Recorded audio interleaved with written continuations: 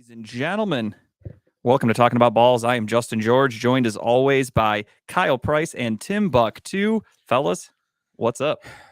Steeler week. I'm excited and sad at the same time. I'm indifferent, honestly. I'm not indifferent. I mean, obviously, I want to beat the shit out of the Steelers. But I'm just a little. Is that sound on, Kyle? How unprofessional. Amateur. How amateur hour up in here. Yeah, it's Steeler week. It is. We were just on with the Steel City Renegades the other day. Well, a couple of them. There's like 15 hosts on that show. Only like 2 of them bothered to make it to that one. It's a whole shit show. You know how it goes over there with those guys. They can't start on time. The link we got sent was basically sent at the start of the show. We didn't even know if the equipment was going to work, which it didn't. It was a whole fucking to-do. I did notice they were missing like the all-stars of the group. Yeah, we definitely, unfortunately, we got placed with the B squad. But that's going to happen. I mean, sometimes not everybody can make it. People get busy.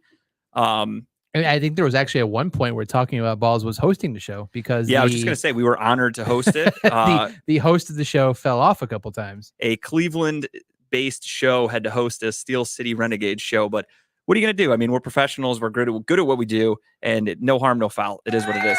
We carry the torch anywhere we go. Did, and we did such a good job. It was exhausting to where we only lasted an hour. We had to call it a night early because the amount of effort we put into the 1 hour was just excruciating. Yeah, it was a good roast. Even Dave agrees. Dave says B squad. He knows it.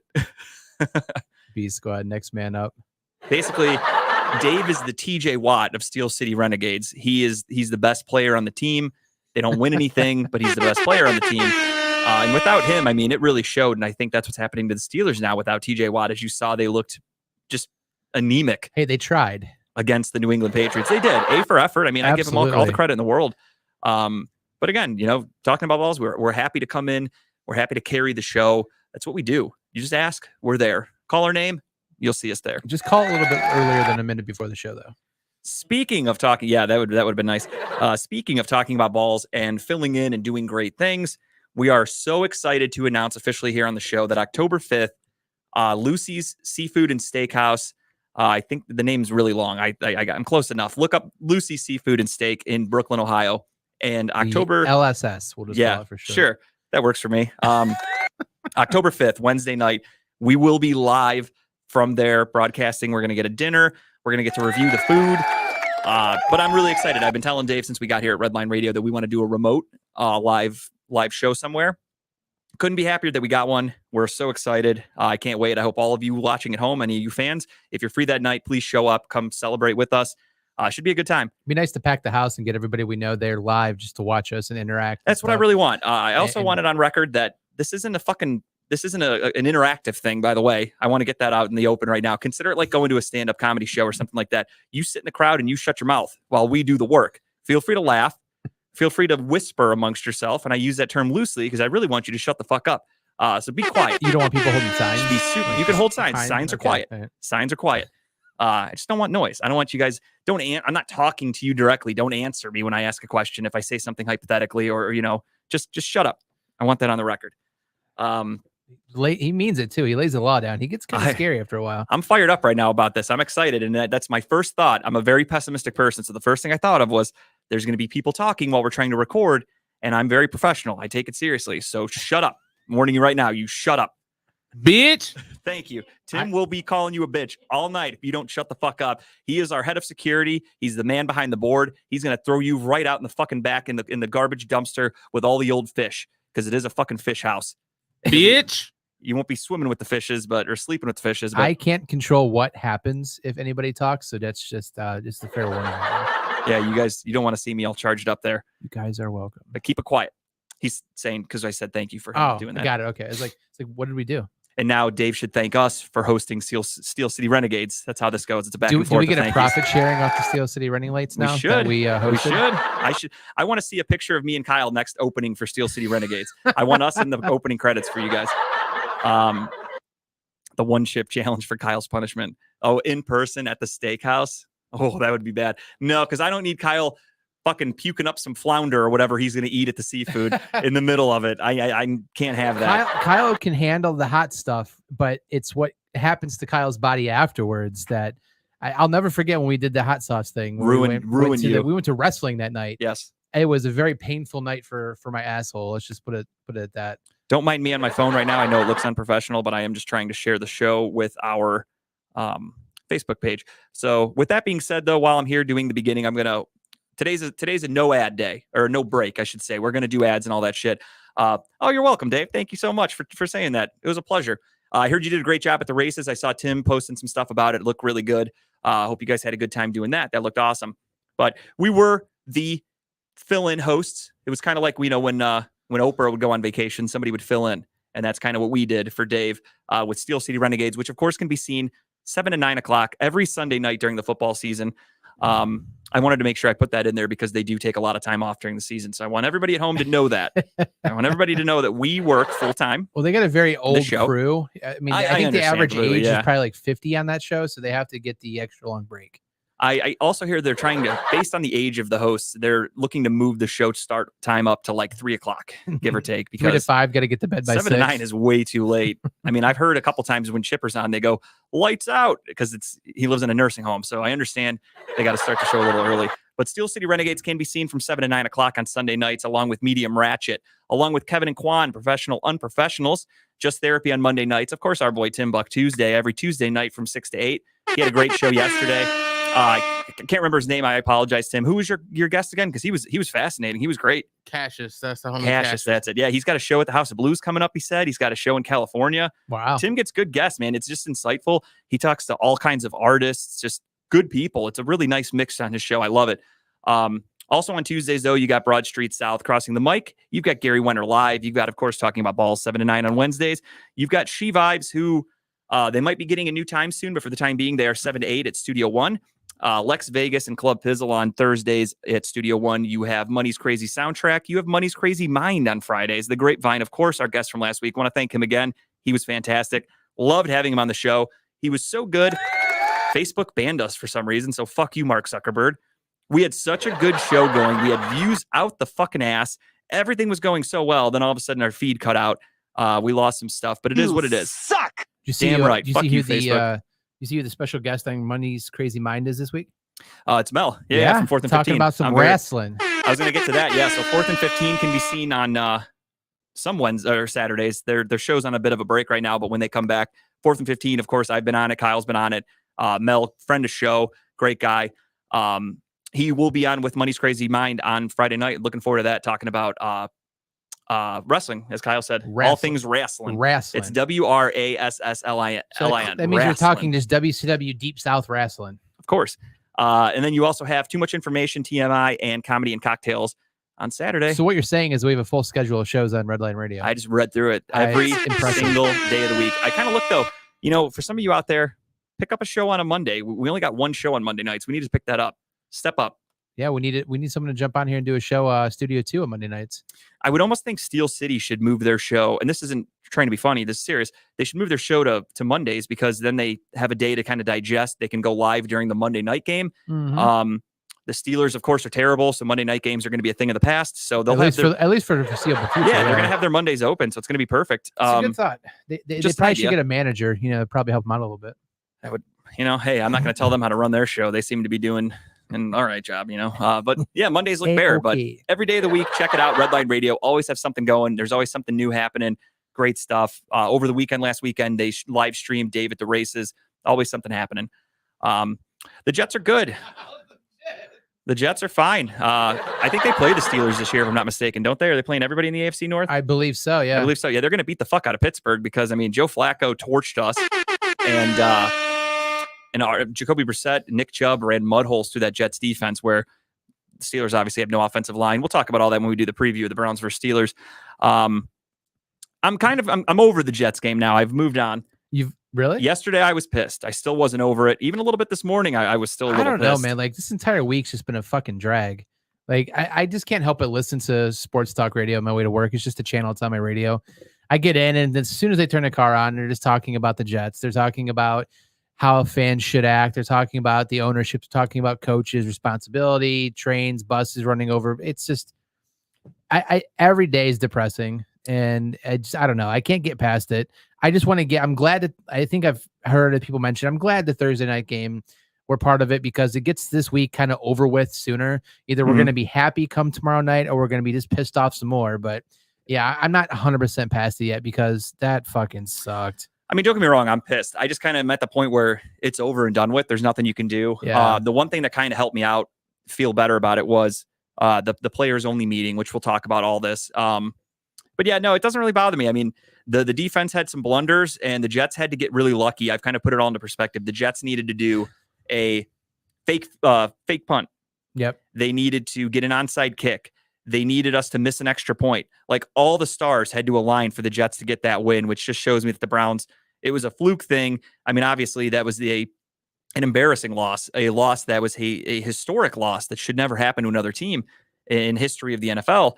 But it happened. So it is what it is. As soon as they got that touchdown, that blown coverage touchdown, I'm like, okay, here we go. And then they got the onside kick. I'm like, we're going to fucking lose this game. I mean, I'm not going to lie. I was fairly confident during the onside kick just because onside kicks are supposed to be like less than 1% chance of recovery. No. Once they recovered the onside kick. I thought you meant after. No. So when touchdown. they got the long touchdown, I said, okay, this sucks. And then I'm like, as soon as they got the onside kick, I'm like, we're going to fucking lose this. Yeah, no, as soon as they got the onside kick. Yeah, no, as soon me. as they got it, I was like, okay, we're fucked because we can't stop them. Yeah, there's just no way. I mean, it took them 5 passes to get down the field and for the touchdown.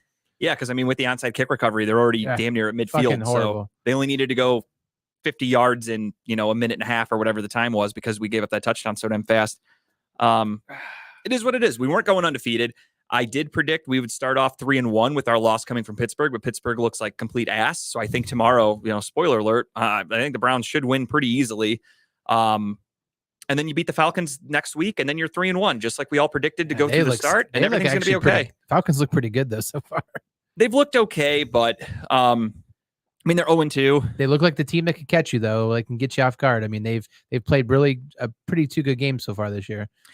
Yeah, I mean they've been competitive. I've seen plenty of young teams like the Falcons. I mean the Browns have had a million of them where you may only win 3 or 4 games, but you're in those games. So that's kind of what I'm hoping we get with them.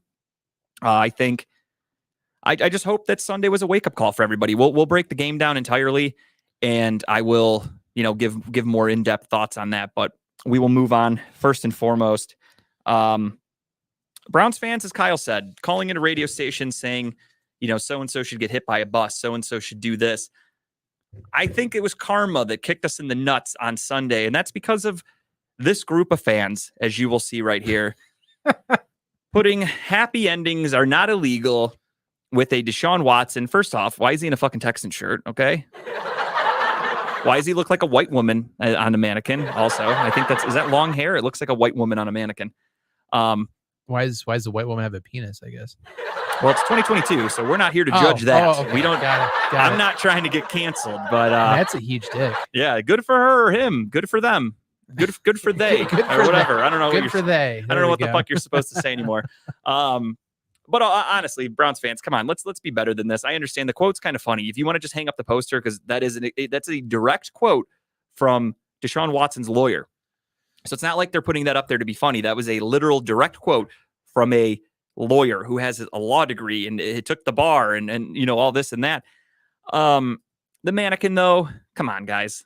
What's funnier about this picture? It's kind of cropped out here. Is like right here underneath is all the Joe Thomas comic books framed. Oh, is that what that was? I didn't zoom in. I didn't those see are pictures normal, but over here in the corner they have like pictures the Joe Thomas comic book that they were giving out that day for his Ring of Honor ceremony.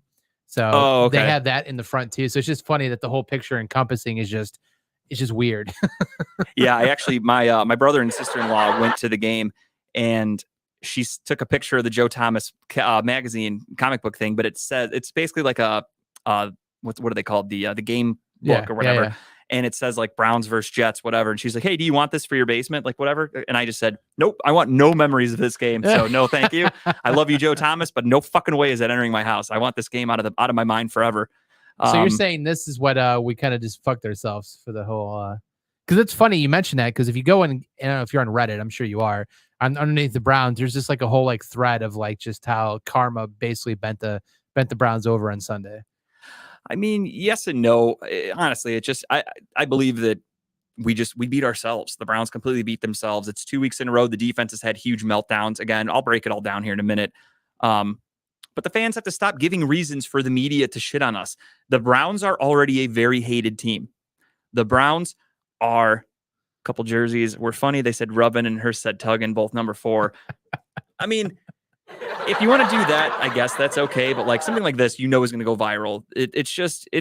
Again, we're already really fucking hated. We have nothing really to. Yeah, this picture circulated a lot of different articles. This was worse probably than that fuck them host sign that guy had at the preseason game. Yeah, I would say so. This is way worse. This was a front page of Deadspin. I think it was a front page of or one of the articles in Barstool. So this made its rounds around the internet pretty popular. Actually, you know what? I take it back. After thinking about it here for 10 seconds, this is not worse than the fuck them host because this is just them trying to be funny. And that's, unfortunately, if all this stuff is true, probably what it looked like. He was probably laying there with a little tiny towel on with a hard dick. And he was probably getting happy endings. The fuck them host thing, though, is like he's shitting on the women. That is a little too far. That picture so made it worse because he had a kid next to him as well. That too. This one, no kids around. Probably some were made afterwards because they were all very intoxicated. There is a tip jar, that's all you need. Just the tip. Just the tip. But yeah, no, I mean, this is either way. It may not be as bad as the fuck them host things, but it's still, we are already very hated. Everybody hates the Browns for getting Watson, even though half the league tried to get Watson, but I digress. Everybody hates the Browns for giving Watson $1 million in his contract this year. Meanwhile, it leaked today that Mike Evans restructured his contract in the offseason to where he's only making league minimum. It's kind of funny how the Buccaneers did that. Nobody mentions it, but the Browns do it with Deshaun Watson. And suddenly they've done it with plenty of other players. And it's, the Browns are just screwing them up. They're screwing it. Background of that pick, the flag in the background. No, I did not. I think that's the only picture we have too. I don't have like a full size. So if you want to let me know what it says, I would appreciate it, Adam. But yeah, this is just hacky. And as you said, there's Browns fans calling radio stations, and I call them Captain Hindsights. There's so many people that they're bitching about Nick Chubb, saying he should have gone down at the 1. Guys, if Cade York didn't miss the extra point, we were getting a 14-point lead with less than 2 minutes to go against in terms of the child from Big Daddy, the goddamn Jets, and they had no timeouts. We had the game in the fucking bag. Stop trying to blame Nick Chubb for scoring a touchdown. That's the dumbest argument that I've ever heard.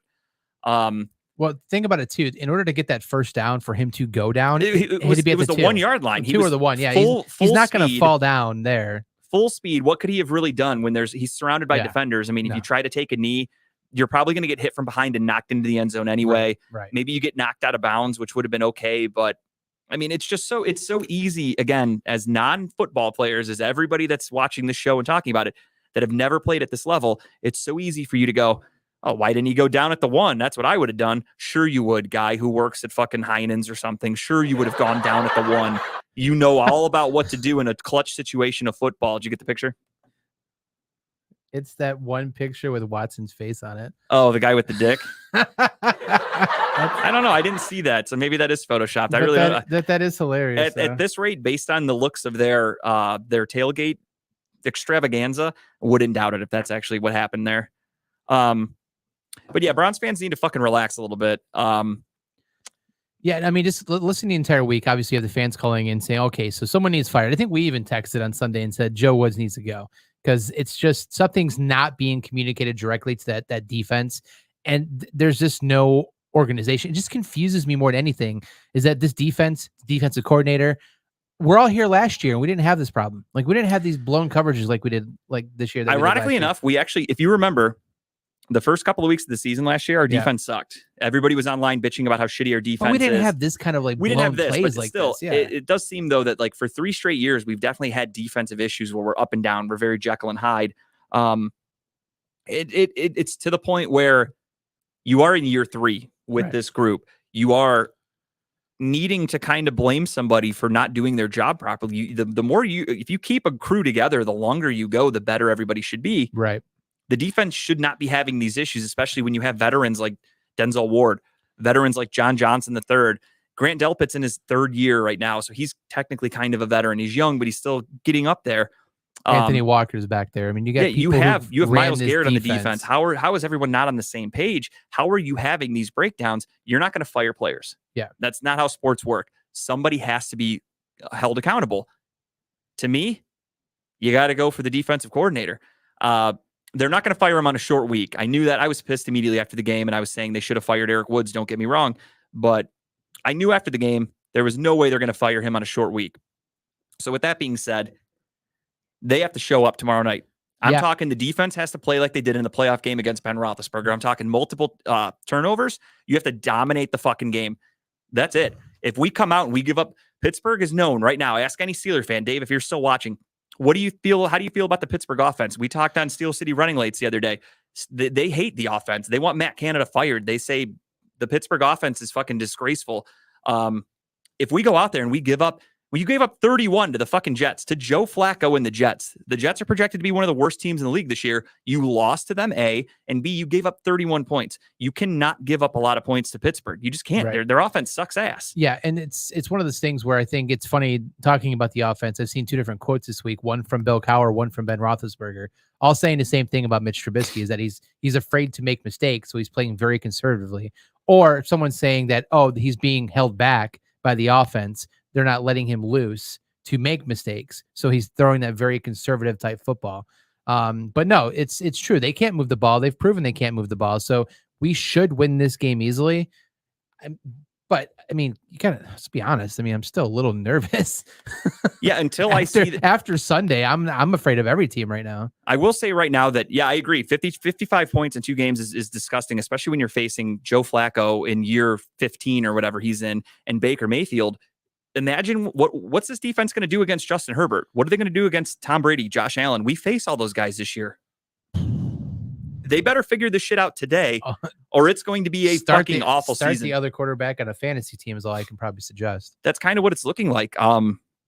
Offensively, though, I'll give all the credit in the world to the Browns. Right now, I mean, they're averaging almost 30 points a game. What more can you ask for? The offense is ranked high in all kinds of rankings right now for the year. Rightfully so. Jacoby Brissett's ranked higher on quarterback rankings right now. He's playing good football. He's not making mistakes. I'm not going to count that interception at the end of the game last week against them. It happened, but it's one of those plays you had to take a chance on. It was a desperation play. I mean, what are you going to do? He made great throws the entire game on Sunday. He made good throws the first week, but as we talked about, he's gotten more and more confident as each week gone on so far. I expect the same thing tomorrow night. I expect to come out and make good throws, get Amari Cooper involved.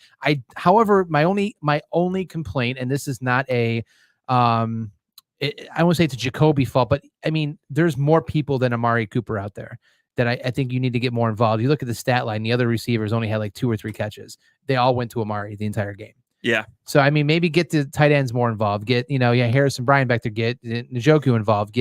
I mean, I think Bell only had 1 catch for 6 yards. Get him more involved, Yes and no. So if you really want to, if you go back and watch it, you see Harrison Bryant was extremely involved early in the game. Yeah. Had a lot of catches in the first quarter. Then you fast forward a little bit. David Njoku got involved. Then David Njoku had a huge key drop. So they stopped going to him. And I feel like that's fair because that's what David Njoku does. Harrison Bryant's out tomorrow. I didn't know that. I didn't see that. The only thing I saw officially was Jadeveon Clowney was ruled out. He's out for sure. And they said Conklin and Garrett are scheduled to play. So that's exciting to have Jack Conklin back, but we'll talk about all that. If somebody could verify that, I did not see anything about Harrison Bryant even being on the injury report. He left the game with a concussion and then he came back in on Sunday, and that's the last I saw. So if anybody could follow up with that, I would appreciate it. Maybe I missed it, but all I saw was Clowney. And then more with the fans throwing a fucking bottle at the owner, Jimmy Haslam, for what reason?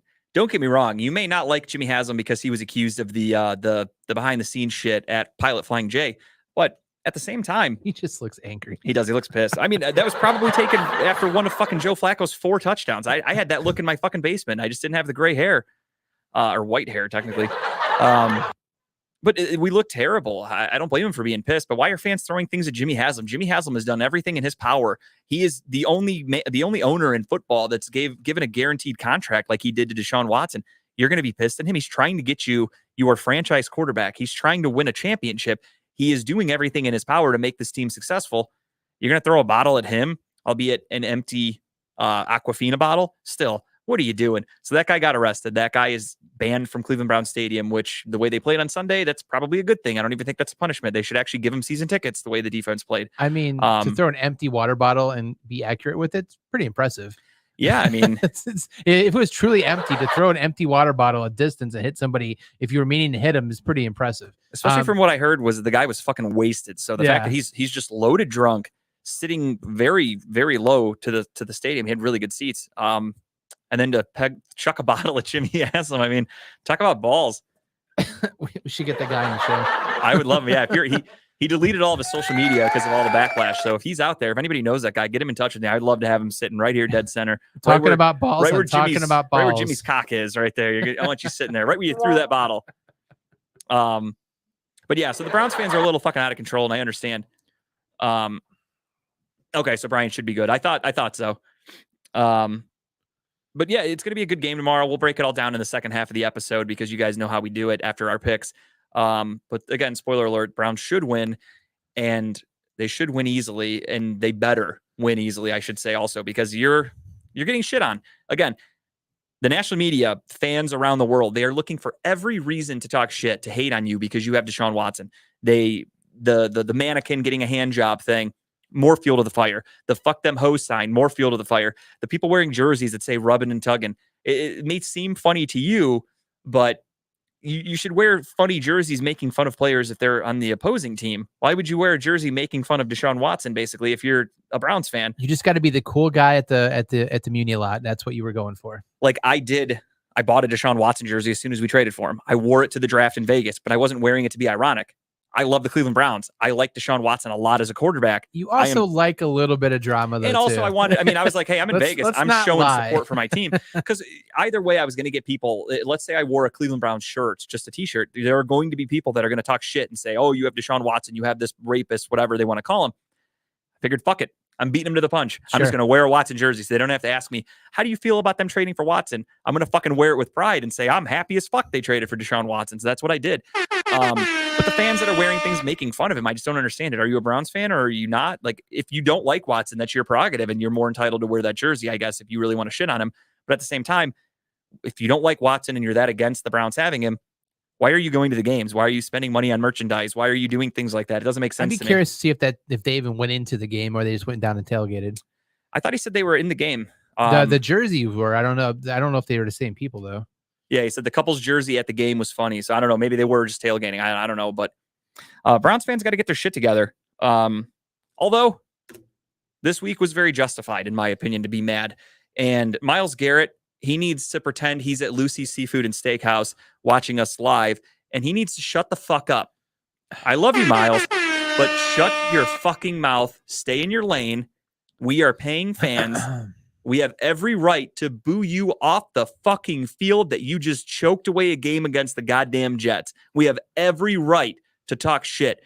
Fans have every right to tweet negative things at you, to yell at you if they see you, to tell you suck if they're Stewie from Family Guy. They can talk as much shit as they want. Except not punch you. Don't punch him. Don't do that. I do not advise that. No physical contact. And that's just not because Myles Garrett is the size of a fucking dinosaur from Jurassic Park. He's huge. He is. I don't recommend physical altercations with anybody. Yeah. But yeah, shut the fuck up. Stop telling fans that they shouldn't boo. Who put their foot in their mouth more this week? Was it Myles or was it Justin Fields? Did you hear Justin Fields' No, comments? what did he say? He said basically along the lines is that we work hard for that and they don't deserve to whatever boo us, or it means more to us than it does the fans because we work harder than they do for this. And it's like, really? I mean, I get that you work harder because you're physically paid to work harder and be in the game, but you don't deserve, it doesn't mean more to you than it does the fans. It means more to the fans than anybody because I just thought that was the most interesting quote ever because I mean he got thrown under the bus this week big time. I'd have to look up the exact quote. While you're talking, I'll look it up because it's just funny to me. So I did not see that, but my initial thoughts on it are, you're a pro athlete. Obviously, you're gifted. You have these amazing abilities. You've trained hard. You work hard every week to be a professional. More power to you. However, you could get drafted to any team. You can sign with any team when you're a free agent. You can come and go. You can request trades. You can demand them to leave. You don't have to have your heart invested in this specific team, whereas fans are most of the time, except for, I think there's a couple guys on Steel City that grew up Browns fans, then switched to Steelers fans, and they make changes along the way, which I don't understand. I truly don't get it. How could you be a Browns fan one day and then a Steelers fan the next? But it happens. I forgot his name, but one of the hosts on Steel City Running Late's has done that. Said he grew up a lifelong Browns fan, and he switched to the Steelers. Oh, that new host they have? Yeah, I forgot his name off the top of my head. Stan? That might be it. It might be Stan. Tim, is that it? No. Maybe. Whatever. Stan. We'll just call him Stan. That sounds good enough for me. We'll just... you don't know that if his name's Stan or not? I think his name's Stan. I think it is. I'm acra sure that his name is Stan. I had to throw that in there. I love it. Honestly, though, I apologize for not knowing his name, but he switched teams. Most people don't do that. So for a player to say that it means more to them, the fuck it does. Because I've watched this Browns team suck ass since 1999, since I was a child. I have put up with their fucking 0-16 season, the 1-15 seasons. I've seen so much garbage, and I stand by this team. So his quote for Sunday, Justin Fields, was saying that they don't deserve to boo them because they aren't putting in any work, and it means more to the players than it does any fan. He since has backed off that comment and explained what he meant, saying that he was in a bad mood on Sunday. He didn't want to talk to the media, and he just said the first words that came to his mouth. Don't get me wrong. I imagine a lot of players, regardless of their team, sure, they want to play well. They don't want to lose. I'm not saying players leave games after a loss and they're like, oh, you know what? We lost. Who gives a shit? Like, It's fine. Let's go clubbing. Most people don't have that attitude, albeit there are some players on teams that will have that attitude. I know I used to get pissed off when the Browns were terrible, and you would see videos of them clubbing with bottle service and shit like that. Are you talking about Johnny Manziel? No, he didn't. Okay. He didn't just do it after losses. That's how he lived his life. So he's an anomaly. I don't even consider him a part of this. Floating swan in Vegas. But there are plenty of players that after, the team can suck. We could have a hard loss, and then there's pictures of them at a nightclub and shit like that because they're just like, whatever, I'm gonna live it up. Well, people are only usually here for like a cup of coffee or a paycheck, and it's been known in the past that people come to Cleveland to get a paycheck, Dwayne Bowe. So it's one of those things where I'm sorry, like I agree with you wholeheartedly that a fan deserves the right to voice their opinion on what they just paid money to support, go watch, go whatever, take their family down. I've been a Browns fan my whole life. You've been a Browns fan your whole life. Even though our opinions probably are never going to be heard directly from to the players, I'm still going to have an opinion. You're still going to have an opinion. And when a whole stadium of how many, 67,000 people have an opinion at one time and it happens to be a boo, that should tell you something. It's actually funny you say that. We're gonna segue really quick. We'll come back to the Jets Browns recap, but I want to talk about Joe Hayden retiring because you brought up something that I want to talk about. So if you could throw that up, Tim, I apologize for going out of order. But you never know if you're going to catch me in a mood where I'm going to go on a rant. So that's the beautiful thing about social media. As Kyle said, sometimes the players aren't going to see it. I sent it to you in the second email or third, one of the two. But Joe Hayden announced his retirement today. Joe Hayden was a Browns player. He got drafted here in 2010, if I'm not mistaken. Played here, played well, Pro Bowler. And then Sashi Brown decided he is going to be a cap casualty. So Sashi Brown let him go. And I mean that literally. He released him. And then he signed with the Pittsburgh Steelers. That happens. And next thing you know, he played there. He played well. And he's calling it a career. Yeah, I personally missed Joe Hayden. I really liked him. I honestly wanted him to, maybe if he was willing to play, I would have loved them to sign him this year in the offseason. As like a veteran. I had a lot of people say that. A lot of people were like, Joe Hayden should get a comeback in Cleveland. That would be really cool. He stays in great shape. He looks like he's in really good shape. And why wouldn't you want a veteran presence back there with all that young talent that we have? Right. Giving advice to. Could he use it on Sunday maybe to communicate this fucking defense? Hey, be on the same page. They're going to throw it over your head. Got it. Thanks, Joe. That only happened once in Joe Hayden's career, and that's because the entire defense was still in a huddle that Jacksonville against game? Cincinnati. Oh, Cincinnati. Yeah. Oh, I think about where he got burnt in Jacksonville too. AJ Green. We were all in a huddle. I remember it was, I think, AJ Green's rookie year or something like that. And everybody was in a huddle. We're still talking. We're playing the Bengals. It was a close game too, if I'm not mistaken. All of a sudden, they fucking call hike. They go deep. The Browns are all like looking around like, what the fuck? I'll never forget that game. I think again, it was Jackson. He got lit up by Cecil. I forget his last name. Jacksonville. Shorts. Yeah, Cecil Shorts. He got lit up game. And then that happens. I mean, no corner is perfect. Joe Hayden used to get lit up by Antonio Brown, but it's funny that people would use that against him. But who didn't get lit up by Antonio Brown? That dude was a fucking good wide receiver until he went crazy. Got lit up by him too. He got something else too. He saw the bottom. He saw the size of his cleats. It had like a number 11 coming right at his face, whatever size he wears. But what you mentioned was players not seeing what fans say, and I think that I think they really do. Like, if you go off on a player on Twitter, they're gonna see it. They may not acknowledge it because they're probably told like fucking ignore all that shit, but they're gonna see it because I know for a fact Joe Hayden used to look at tweets because when he was with the Browns, Twitter was fairly new, maybe 2011, 2012, whatever. The Browns sucked. I was very pissed off one day. I started going off on players on Twitter, started talking a bunch of shit to Joe Hayden because he was tweeting something about like going shopping, whatever. And I'm like, I don't remember even what it was about. And I started talking shit like you should focus more on playing and then fucking buying designer clothes or something, whatever. And he started tweeting me back, and we were going back and forth for a little bit. Like it was kind of angry for both of us. And then eventually cooler heads prevailed, and you know, we both apologized to each other. And then he ended up following me on Twitter, and like we used to talk all the time. Yeah. And there was one time I was at Browns camp and he used to recognize me, which was really weird. It was uncomfortable for me because I didn't expect it. You're easy to pick out of a crowd though. So I'm standing there, I'm at camp one morning and I'm just with a couple friends, whatever. We're watching the Browns practices back when they were doing 2-a-days. And I'm just standing there, DBs are doing their drills, and that's it. I'm just watching. All of a sudden he runs by on a drill and he just goes, "Hey, what's up, Justin?" Everyone in the crowd fucking stops, looks at me. They're like, "Who the fuck is this guy? How does Joe Hayden know him?" I'm like, "Oh, hey, Joe, how you doing?" Like, I had no idea he would even know who I was, but he stopped and he was like, "Hey, how you doing?" Right in the middle of practice. And it just shows you that the players, they do see what you say on Twitter. So from that moment, I've kind of backtracked and I don't talk as much shit to players, but right. I do think some of them do deserve it. But if you say it in a respectful, not even respectful, but if you say it in a way of like, you're not just saying you're a fucking bum, I hate you. Like if you're actually like, you blew that fucking coverage, like you got to get better, like say things like that. I think it helps. Who's the last athlete you went all in on? Ooh, if you had to remember and what reason why? Honestly, off the top of my head, I can't remember. I mean, I'm sure not long ago, I probably tagged somebody in a tweet and just said like, "This guy fucking sucks." Maybe Delhi, honestly, might have been the last one a couple years ago. It could have been. I really don't know. I'd have to look into that. But I've since not done that. I kind of just tweet vaguely. I don't tag the people in the tweet anymore. I'm just kind of like, so and so blew this. Like that fucking sucks. Like I make fun of the teams, but I don't do it directly to them anymore because they probably do see it. They're getting a million of them. I also look at it now as I've gotten older and wiser. It's probably not good for their mental health to just keep piling on. I don't want to be a part of that. If a guy has a bad game, he's probably already pissed off. He's probably already down on himself, depressed, whatever. I don't want to keep piling on because we have another game. If I tag Denzel Ward and I tag Grant Delpit and I talked a bunch of shit to them, they're already having a pretty fucking bad week. Do I really want to pile that on when we have a game on Thursday? No, I'm just doing my part to stay out of the mess. Yeah.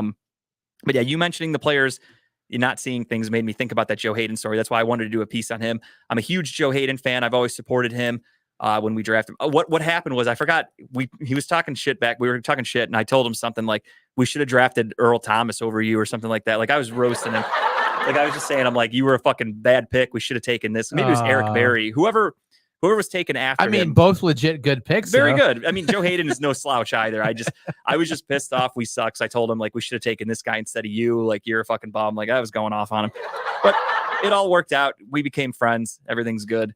But yeah, I really want to talk about Joe Hayden and that brought up a good They were segue. talking about the retirement thing today, and they said that some of the morning crew listens to the Pittsburgh side of things. They're not happy. And they are not happy that he's retiring as a Brown and not a Steeler. I mean, come on. He got drafted by us. He played 7 years here. He played 5 for you. I think he was a little more personally successful with the Browns, like meaning like his accolades like personally was better with the Browns than they were with the Steelers. Yeah, of course he did better as a team with the Steelers, but it only makes sense to me. I don't know. I think a lot of it has we to do, embraced him better. Too. Tim, you took the words right out of my mouth. I was going to say, he was so Cleveland. I think he met his wife here. He still lives here. Yeah, he met his wife. He started a family when he was in Cleveland. Yeah. He still has deep roots with Cleveland.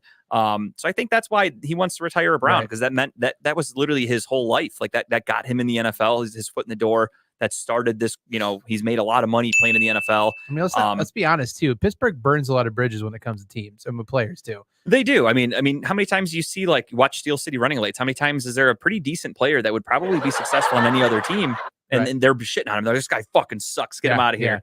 I mean, I think there's a famous story that they had to pay Bradshaw a lot of money one time to come back for a ceremony. They were giving an award away. Players don't like to go back. Have to do that for one of your best. You had to bribe him to go back. That's crazy to me. And Joe Thomas literally, I think, lives at First Energy Stadium. That's how. Joe Thomas was crying. The fans were so great to him. And then now we're going to embrace Joe Hayden tomorrow night. I'm so excited for that. He's signing a one-day contract with the Browns. He's retiring. More power to He's him. going to make a secret appearance in the game tomorrow night. We could use him. I hope that one day contract gets him a jersey and a spot on the team. It's going to be like a wrestling. He's going to be in the backstage with the black hoodie on. He's going to be like secret out of the tunnel and then rips off the jacket. I'm okay with it. Goes into the game for one More play. than okay with it. Sign me up. Adam brought up a really good point a few minutes ago where he said Jim Donovan hit the nail on the head. For those of you that don't know, if you get a chance, check out the Jim Donovan thing. Basically reiterated what I just said, where he called out Myles Garrett and he said, we've suffered through these shit seasons. We spend money to go to the games. We spend money on your merchandise. You want us to cheer for you. You want us to support you. We fill the fucking stadium. We're as loud as can be. Right. What do we have to show for it? Nothing. We have embarrassment, shitty losses like what just happened against the Jets. Don't you ever fucking tell us to be quiet. Now, it's unfortunate when the best player in your team has to go and take one for the team. It's unfortunate. The other thing too is like they're human. They're amazing, talented athletes. They're looked upon as like not immortal, but they're like godlike in terms of like they don't seem real. Like how is Myles Garrett a human being that walks this earth just like I do? You know what I mean? Like look when you see him in public, you're just like an awestruck. You're like, Jesus. He's so big, Yeah. he can move so fast. You're just amazed at pro athletes. So it's like you forget that they're human. So after the game, when Myles Garrett said that, I think he was just kind of in his emotions. We just blew a bad lead. I had no idea about his neck injury that he suffered, so he's hurt. Yeah. We blew a lead. He's getting booed off the field. He's in pain. Yeah. He's probably pissed off that we lost and everything. And then on top of it, he's just talking out of his ass. When you do a press conference right after a game, you don't even really have time to shower and like digest your thoughts. So he's kind of speaking off the cuff, wasn't thinking straight. And does he regret saying that? I'm sure he does. Just like Justin Fields probably regrets what he said, but it happens. So and hopefully for someone, he learned from that. He'll never say anything that and stupid I think again. He's someone who also watches his mentions too, because he is pretty active on social media. Sure. There's people tweeting at him. You could see in his like mentions or whatever, like, where were you the last drive? Like he didn't get to Joe Flacco at all in his last 5 or 6 plays. Like they were calling him out for not doing his job. I think if I'm not mistaken, I two plays before the touchdown. So not the touchdown throw, but the one right before it. I didn't go back and watch, but from everything I read, everyone says that Myles Garrett was about a half a second away from taking Flacco down, and that could have changed the game. Yeah. But he didn't. I mean, Jadeveon Clowney came out of the game. Our backups at defensive end aren't great. We're rolling with Isaiah Thomas and Alex Wright. Rookies, young guys that are inexperienced. Chase Winovich got hurt, so we didn't have him on the line. Our defensive tackles didn't do much in the game on Sunday. So you basically had Myles Garrett getting triple teamed by himself, no other help to get to Flacco, and everyone just piles on Myles Garrett. And he still got a sack. I think he got 1 sack. I think he had like 4 or 5 pressures. Yeah. I think he even kind of almost stripped the ball once too. I think he got it wrapped around and got the ball out or knocked the ball out, but they got it back though. I will say tomorrow, if all goes well, if he gets a sack on Mitch Trubisky, he will set the Cleveland Browns all-time sack record. And I kind of think it's fitting that he's going to do it against the Steelers. Hopefully he gets that sack at home too, which is great. which would be great. But yeah, it is funny that that last drive again, and this isn't to start a debate, but I think all of you know my true thoughts on TJ Watt. Hell of a player. I'm not taking anything away from him. TJ Watt, and it's statistically proven, does not face the double and triple teams like Myles Garrett does. No. So TJ Watt's stats, the fact that Myles Garrett is still compared to TJ Watt, their stats are this fucking close, and Myles Garrett faces what he faces and doesn't have Cam Hayward, doesn't have all this extra help, is amazing. It just shows you how good Myles Garrett really is. So hopefully some of these young guys ball out tomorrow night, because without Jadeveon Clowney, it really hurts the defensive line. We don't have the depth. We don't have the other guy coming off the edge to, thankfully take we're away going a up against blocker. a very bad offensive line. Too, Amen to that. Yeah. And we got a defensive tackle back tomorrow night too, which is great. So hopefully that helps out a little bit, but it should help take some pressure off Myles. And I think he might get to Trubisky once or twice tomorrow night. I hope so. So yeah, the Jets game, I mean, overall, again, the offense, I have nothing bad to say about it. Jacoby Brissett did everything we needed him to do. We've asked him to come in, do not turn the ball over, and just make smart decisions. That's exactly what he did. Again, we scored 30 points. Should have been 31. Cade York, I'm talking to you, you son of a bitch. Should have been 30, 31. But it is what it is. Missed extra points are going to happen. Again, it was a 13-point lead with less than 2 minutes to go. The Jets having no timeouts, one of the worst teams in football. You think it's in the fucking bag. The bag. You would think that no team could lose in 2 minutes. It's almost improbable. There's almost not enough time in the game to make that happen, and the Browns found a way to do it.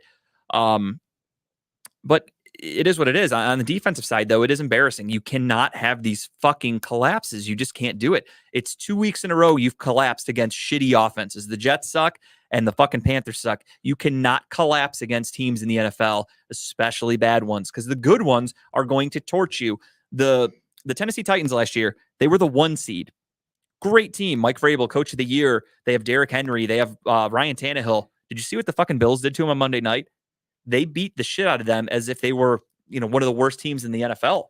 They didn't even belong on the same field. Bills are scary, man. By the third quarter, each team was playing backups. They had put in Malik Willis and they had put in Case Keenum for the Bills. Case Keenum. So the Bills had a 30-point lead in the third quarter against last year's number one team, or seed, I should say. But it just shows you the difference of competition. And we faced the Bills this year. So I guess it's good that we get these games out early, these bad games against not great teams, ones that we could still make these mistakes and potentially win.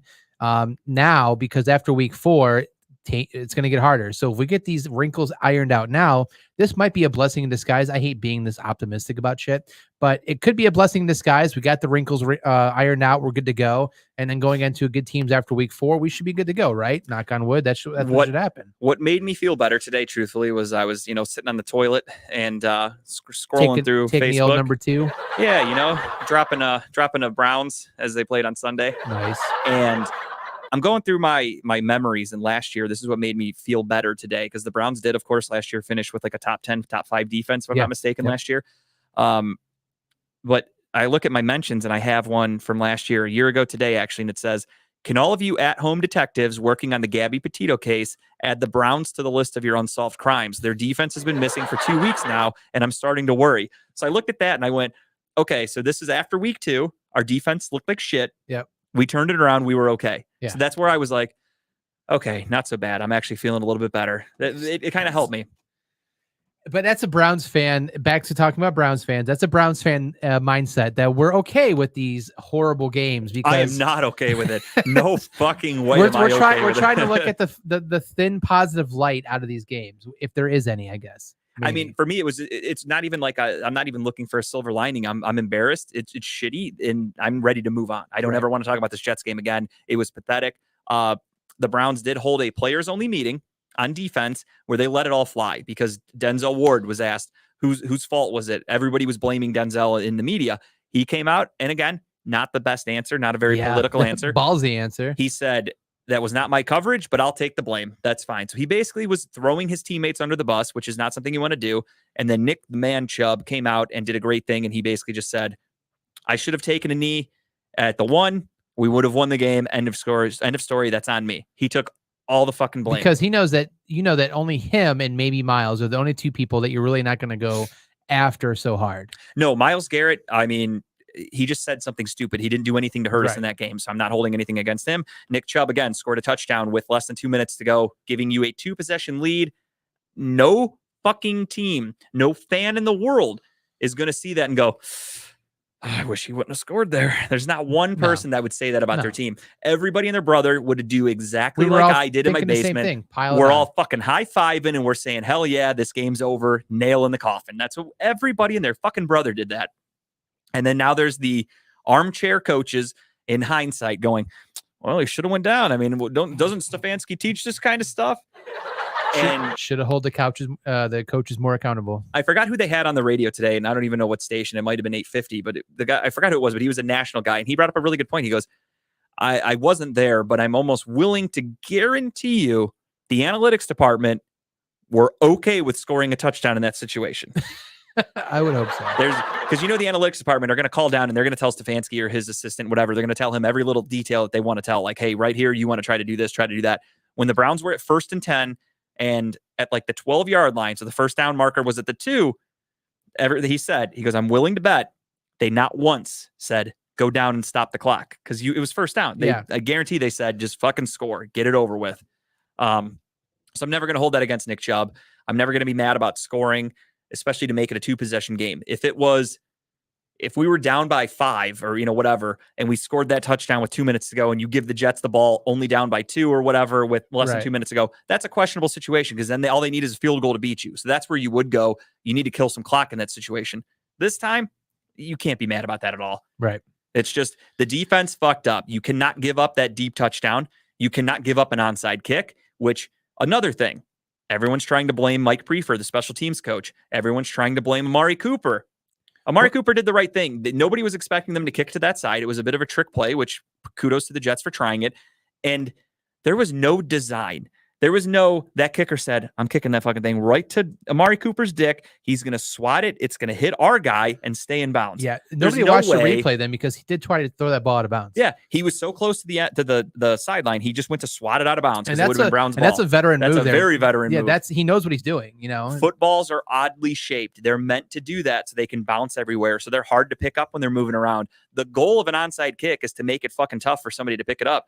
He just said, fuck it, swatting it out of bounds. It just happened to hit the Jets player right in the knee. And stayed in bounds. And stayed there. And nothing you could have done about it. Amari Cooper did the right thing. Again, people sitting at home that have never even tried to recover an onside kick are saying, well, he should have done this. He should have done that. It's fucking embarrassing to blame the defense, to live your life blaming everybody else. We all saw what happened. It was the defense's fault. I don't care which player you want to pick on, but the defense fucked up. You can't give up that deep touchdown. Then when they get the ball, you're still winning by 6. You're still allowed to play defense and to not give up points and to not give up yards. The defense didn't do it for that entire drive. That's why I want to blame Joe Woods, because yes, there was a miscommunication.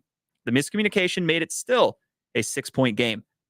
Then the defense went out and got torched by Joe Flacco again.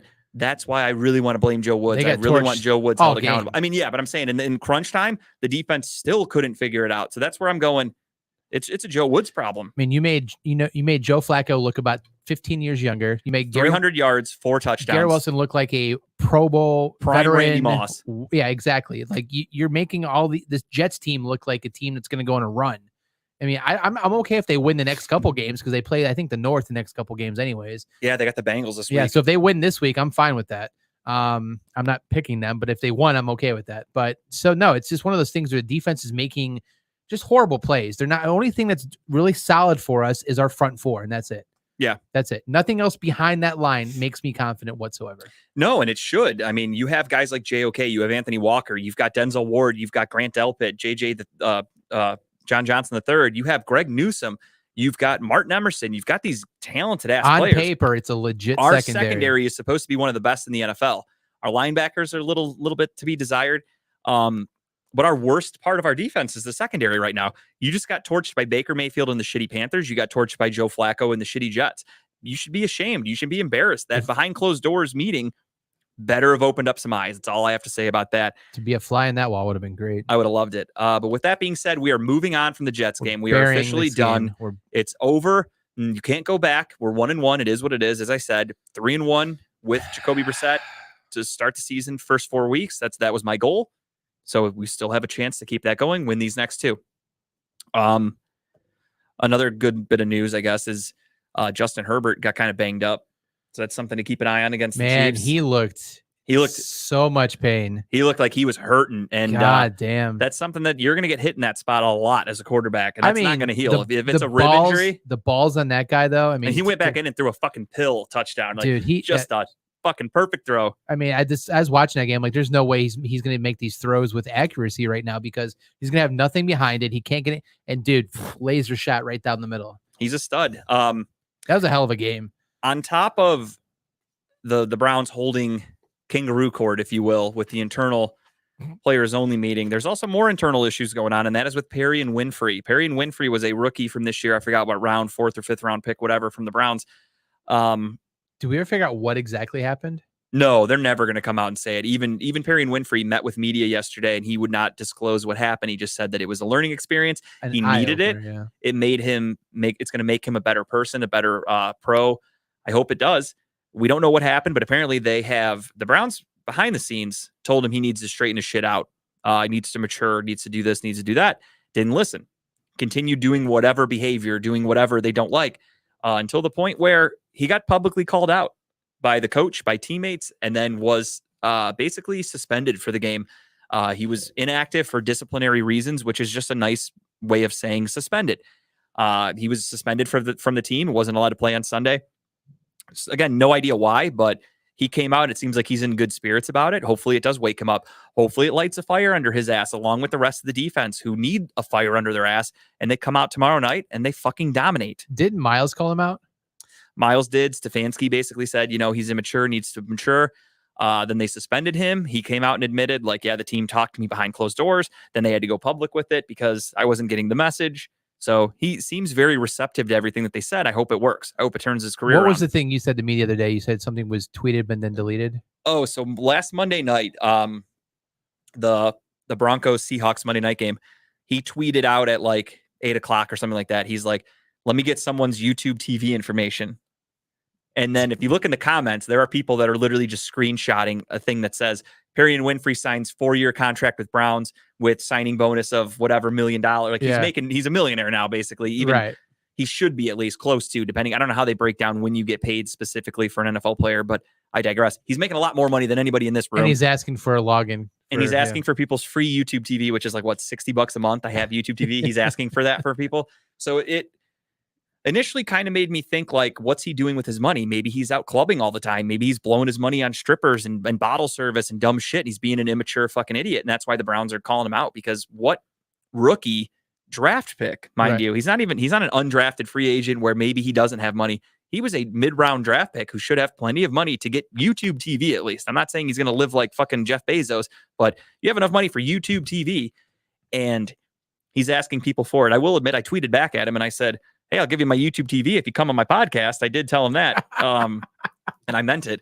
However, he quickly deleted the tweet, and then the next day is when the news started coming out that the Browns yelled at him and he was in trouble. So I'm not saying that's the case, but I'm guessing that had something to do with it. A lot of dots connected. A lot of tea leaves or whatever the kids say. But it added up a little bit that he tweeted something stupid like that, deleted it, and then a couple days later they're saying he's still immature, doesn't get it, this and that. So well, I hope so, because I'm excited about this. I'm a huge fan. He's a big horror fan. He brings a lot of heart, a lot of horror, sass. as in like he likes slutty women. No, he's not. God, that's Deshaun Watson. Okay.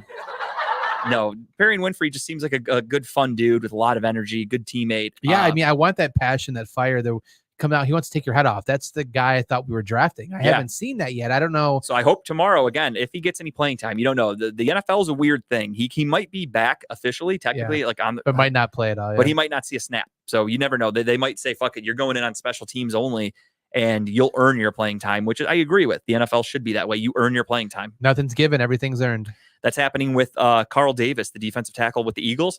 First round pick.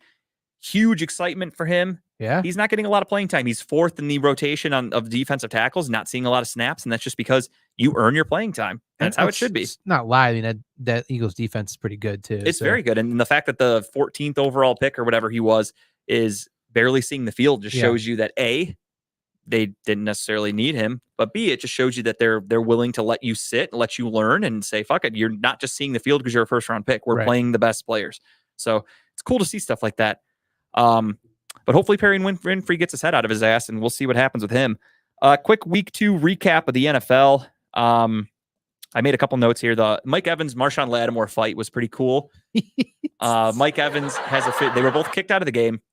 Mike Evans has officially been suspended for week 3. He did appeal, and his appeal was with ex-player, wasn't it? Yeah, I forgot the exact connection, but there was something where they said like he appealed and said like that he wanted somebody else to see his case, and the other person saw the case. It was denied again. No appeal for Mike Evans. He is officially suspended for this week. That's how the news came out, that it's only going to cost him a couple $100,000 because his contract's $1.2 million, aka the league minimum. So league veteran minimum. Did they restructure it for the team to like? Yeah, 100%. Because their salary cap is a mess. Not a mess, but they have a lot of players that are paid. So they needed the extra help. So they converted Mike Evans' contract to a $1 million veteran league minimum, which the Browns did that with Deshaun Watson. They gave him a $1 million contract. And again, we were the most evil fucking team in the world because we did that. And everyone said they need to make a statement out of the, or make a stand against the Browns and fuck them, this and that. Meanwhile, other teams are doing it and everyone just goes, oh, it's fine. Who cares? Yeah, well, it's really fucked up, the hypocrisy of the NFL. So what was the reason for the fight? So was it because of him saying something to Brady and then he ran over and just, I mean, they have bad blood anyways. Yeah, I was going to say, I mean, it's a division rival. Marshawn Lattimore and Mike Evans have faced off twice a year for the last like 5-6 years, however long they've been in the NFL. Didn't they catch you like longer. Mouthing something like saying, hey, it's Tom Brady or some shit like that? I don't remember. I didn't see that. I think I saw this. Probably did. Someone happen, like slowed it down. It was like he was talking to the ref. He's like, "Hey, that's Tom Brady or some shit. What do you expect me to do?" or something like that. And yeah, I mean, he got in Brady's face, and then you see Mike Evans out of nowhere, like just WWE style, like cheap shot, throwing him across the field. But so yeah, Mike Evans was suspended. Bruce Arians was on the sideline for whatever reason, and it got it blew up that Bruce Arians was there because technically he's not supposed to be on the field. They had to issue a statement saying like he's not allowed to be down there, this and that. So it really makes the Bucs look bad, but because they have Tom Brady, all this is going to get swept under the rug. No one's going to care. Myles Garrett swings the helmet. He is the most hated player in the NFL. Aaron Donald does it. Nobody cares. Mike Evans gets in a fight, gets suspended. Bruce Arians on the sideline. It's embarrassing for the Buccaneers, but they have Tom Brady. They just won a Super Bowl, so nobody cares. The contract thing, nobody cares because it's not the Browns. So it's really fucked up the hypocrisy of the NFL. That's why Browns fans need to stop doing stupid shit. Don't throw roll around in dog shit. No, this is what a winning team after tomorrow looks like, Chipper. So. Oh, Chipper, that's just the color brown. I don't think you know what colors are because you seem to live in the dark. When we were doing the show with you the other day, it looked like you were broadcasting from a Game of Thrones cave with candle lights around you. So that's just the color brown. When you have actual light, that's what it looks like. But yeah, again, the Browns just stop giving the national media ammo to shit on us. Please stop doing that. Okay. Never gonna happen. It. Cleveland against the world. I fully support that, but I'm okay with that if people just hate us in general, not because we're making them hate us. Another note I made a note of Trey Lance got fucked up. That ankle is destroyed. He is out for the year. Good thing they kept Jimmy G. It's almost like they saw the writing on the wall. Like they almost saw this happening probably. You know, they didn't try trading him to Dallas after Dak went down or whatever. They kept him, and lo and behold, he goes out and loses a foot basically. Yeah, I mean, it didn't look that bad. Like I saw the replay. He tried to get right back up. Yeah, it didn't. It kind of looked like a normal tackle, to be honest. Yeah. But sometimes that just happens where you get landed on funny and you're fucked. I mean, it looks like the most basic thing, but it just looks bad, or it turns out worse than it really looked. So Trey Lance is done. He's out for the year. Another missed year from him. Again, the Niners traded up to get him number 3 overall last year, and it's looking like a huge bust. So now Jimmy G comes out. Let's say he takes San Francisco again into the playoffs, maybe to the NFC division. At what point do you just say fuck it and just invest in Jimmy G? Then? I don't think they will. They're going to let him go because that's it. Just I mean, stop trying to make yourself feel like you did the right thing in drafting Trey Lance and just invest. It's almost one of those things where quarterback. Jimmy G has to win a Super Bowl. He has to, because if he doesn't, then they're just going to keep using the excuse of like, well, you know, he's good enough to get you to the playoffs, but he doesn't do anything from there. It's unfortunate for that team. And I feel bad for him too. I mean, he's getting good money for being a backup or whatever, but yeah, he's really good looking. He used to fuck a bunch of porn stars and he's worth a lot of money. Yeah. I feel really bad for him too, Kyle. You brought up a good point. I feel bad for the fact that his future's never guaranteed after this year, right? It's a 1-year deal, right? So he wants to be on a team that I guess wants him long-term, wants a long-term deal. He's a good quarterback. He's not like the greatest, but he just wants to be loved. He just wants to be loved. See, that's all he wants. No, I mean, it is what it is, but I do think this makes the 49ers better though. I agree. Like last week, I was nervous to pick them. I don't even remember who they played, but I was nervous to pick them. Seattle.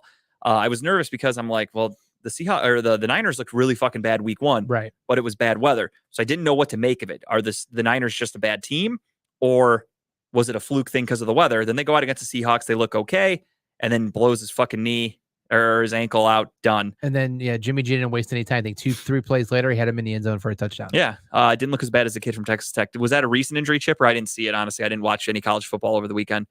But yeah, Trey Lance done, but they have their security blanket in Jimmy Garoppolo. And speaking of backup quarterbacks, Cooper Rush, the backup for the Dallas Cowboys, who I gave them no chance on Sunday, beat the defending AFC champion Cincinnati Bengals. The Bengals are 0-2.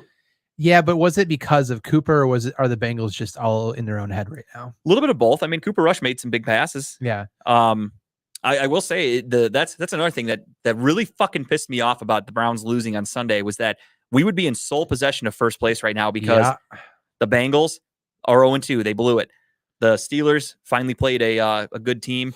And they fucking got not embarrassed, but they did not look good at all. They lose to the Patriots. And then another comeback, the Dolphins against the Ravens, which is kind of ironic because they blew a huge lead also. Nobody's talking about it, though. Nobody's talking about it, but we blew it. And I think it's rightfully so. They blew a big lead to the Dolphins. The Dolphins were a team that almost made the playoffs last year. They're an up-and-coming team. They're very good. They have a lot of talent. Jets are not that kind of team. You blew a lead to a team, again, that's projected to have a top 5 draft pick. Yeah. That's what makes it so much more embarrassing for the Cleveland Browns and inexcusable, in my opinion. And the Ravens blew a huge lead, but again, you did it against a good team. So you're like, whatever, it happens. It's the NFL. but they're 1-1. Mhm. So right now we should be 2-0, first place in the division. And again, you hope to just stay afloat, tread water, and then as soon as Deshaun Watson's back, you fucking take off to the moon. That's the goal. That's the hope. This loss hurts. I think this is going to be a huge fucking thing in the season. Like we're gonna miss the playoffs by one game, and everyone's gonna go, "You should have beat the fucking Jets, and you're in the playoffs." Those Like goddamn Jets. that's what I'm really, really sad about and upset about. And I keep thinking, but it is what it is. You just got to move on. So that was quick recap. Well, of week I made 2. another note too, just really quick. Did I forget something? No, Yeah, the Colts. The Colts suck. 0-2. Who saw that happen? Shutout against the Jags. Shut the fuck out. Who saw Tied that the Texans happening? week 1. I mean, I won't spend too much time on it, but the Broncos look like shit. Yeah. The Broncos are 1-1. They, of course, lost to the Seahawks on Monday Night Football, and then against the Texans, they struggled. They struggled hard. A lot of surprises so far this year. It's tough because, I mean, that's what I was telling you the other day when you text me and you're like, this week's pick, I think it was last night, you said this week's picks are tough. And I agree because you look at them and then you see a team that on paper, like the Broncos, Texans, no brainer. You pick the Broncos, you move on. They almost blew that game. Did they win? Sure. But was it a lot closer? It was not pretty though. Colts over the Jags. You'd pick the Colts. You'd be pretty confident in that. Not only did the Colts lose, they got shut out. They got blown out. What the fuck is happening in the NFL? I don't understand it. Again, that's why I love the game, because a team last year, it means absolutely jack shit for this year. And new faces in new places doesn't necessarily mean it's going to lead to success. It takes time for teams to develop and to gel and to mesh. Yep. Some guys just don't fit. It kind of looks like Russell Wilson is not a good fit with Denver. I hope that's the case. I am now officially to the point, and this is what's making football really, really fun for me. It's always fun, but this makes it more fun as I go in with this mindset. I am rooting against every fucking AFC team every chance I get. Every team.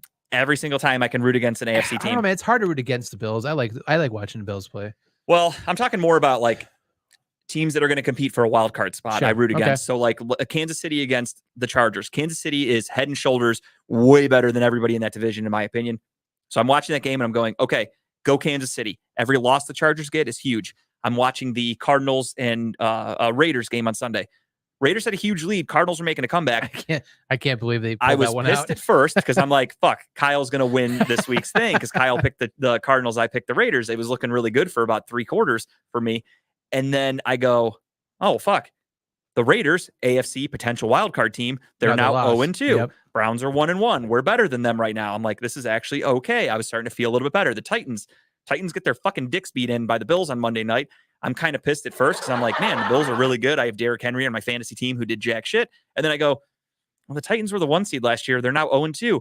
Great news for the Browns. Yeah. All right. So there's a silver lining to everything. I'm kind of coming around on that. It is really hard to get that taste of the loss out of my mouth for the Jets, but you got to move on. It is what it is. It happened. So my only other thing was my early season favorites. I know we made Super Bowl picks, but the Eagles and the Bills right now, both teams look amazing. They really do. I'm curious to see how if the Eagles can keep going with the pace that they're on. The Bills, I think, are just legit. Teams like the Bills, the Chiefs, et cetera. You have these really good teams.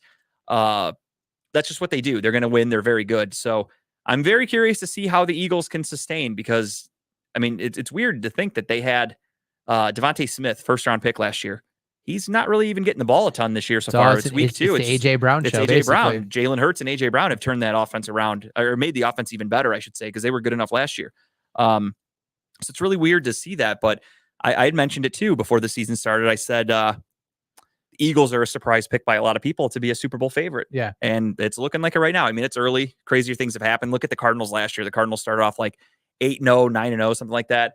Then the fucking wheels fell off. They barely made the playoffs, got eliminated first round. So crazier things have happened. So just one of the best memes. It's a waiting game. It's fun. After Monday night was the meme of Kirk Cousins and where it says "fuck it," Slay's down there somewhere, and him just throwing the ball because how many times he got picked off by Slay. Yeah, it was pretty rough night for old Kirk, and the bright lights make life a little harder for him for whatever reason. Sticking with the NFL really quick, one more thing I want to give a quick shout out because it is Browns related. And the Hall of Fame has announced the official nominees for next year's Hall of Fame class. Good names. And of course, it is highlighted by Joe Thomas, Cleveland's own, and Darrelle Revis, 2 of the best players to ever play the game. You've got James Harrison, who's a fucking nut job for the Steelers. He is going to be eligible. He'll probably get in by default. One of my favorite linebackers out there. Was he really? He hit the fuck out of people. He did, especially the Browns, man. He helped keep Cleveland hospitals in business because he put so many fucking guys in CAT scans. He just look at it. He's just angry all the time. And he looks pissed. Like I'm guessing he's going to tackle somebody during his speech because he just doesn't know how to control Dude, himself. watching those YouTube videos of him just like lifting weird shit that's heavy is just because he's bored. He used to do weights and like he'd fucking wear chains on his body. Like he just looked like a fucking like a superhero. I don't understand it. He is a psychopath though, from seeing him on like Hard Knocks and all that stuff. Chipper, I did not see that Texas Tech injury at all. I'll have to Google it. I really didn't see it. But shit happens. I mean, it's football. Injuries are going to happen. And then you also have Dwight Freeney. And my big gripe about this picture up here is I think they have him in if I'm not mistaken, it looks like it's either a Lions or a Chargers jersey, which he did spend a little bit of time with. But that looks like it's a Lions jersey. Yeah, I can't tell. But when I think of Dwight Freeney, it's Colts only. He played there for like 12 years. Absolutely. How the fuck are you going to put him in a Lions jersey or a Chargers jersey? How do you not have him in his fucking I'm guessing he's going in with the Colts. It's the only team he spent the longest tenure with. How is he not in the Colts jersey for the picture? I found that a little disrespectful in my opinion for Dwight Freeney. But so you think it possibly could be a Colts jersey? No, that's that's gray lettering. Way too light. Yeah, the Colts have white letters and it's like a navy blue. Yeah, I think it's for sure Lions. That's gray lettering. I forgot that he played with the Lions. When I first Googled it. When I first saw that picture, I'm like, is that Calvin Johnson? Because that's what I thought. Yeah, I initially thought was the. I'm like, Lions. who the fuck could be going in from the Chargers or the Lions? Because I really couldn't tell. And I Googled it. I'm like, that's Dwight Freeney, but why the fuck is he in there? And I'm like, I don't remember him playing on those teams, if I'm being honest. I think he was there for, again, just like, I think he was only there for like a season apiece. But when you think of him, it's the Colts. And then I was like, maybe they did that because he switched teams. Revis played on a bunch of different teams. Revis won a Super Bowl with the Patriots. James Harrison went to the Bengals. He was on a bunch of different teams, or a couple different teams at least. But they stuck them in their normal jerseys that you think of when you think of that player. I feel like it's a little disrespectful. Fat for Joe Thomas back there.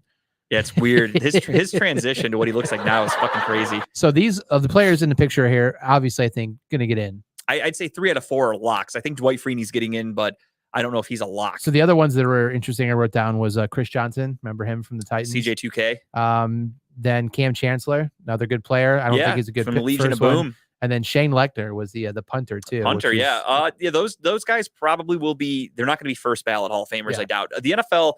Pro Football Hall of Fame eligibility and the voting and shit like that, it doesn't make any sense. I won't say it doesn't make sense. I just feel like they're too old school and they like follow traditions and stuff like that. Like if a guy was really fucking good, why is it a bad thing to be a first ballot Hall of Famer? Right. Like why is it like, no, this guy's going to get in, but we're going to wait till next year to kid him. I don't get it. Well, Joe Thomas is. I get you want to keep the class small because you have to do the ceremony. So you don't want 10 guys going in. I understand that.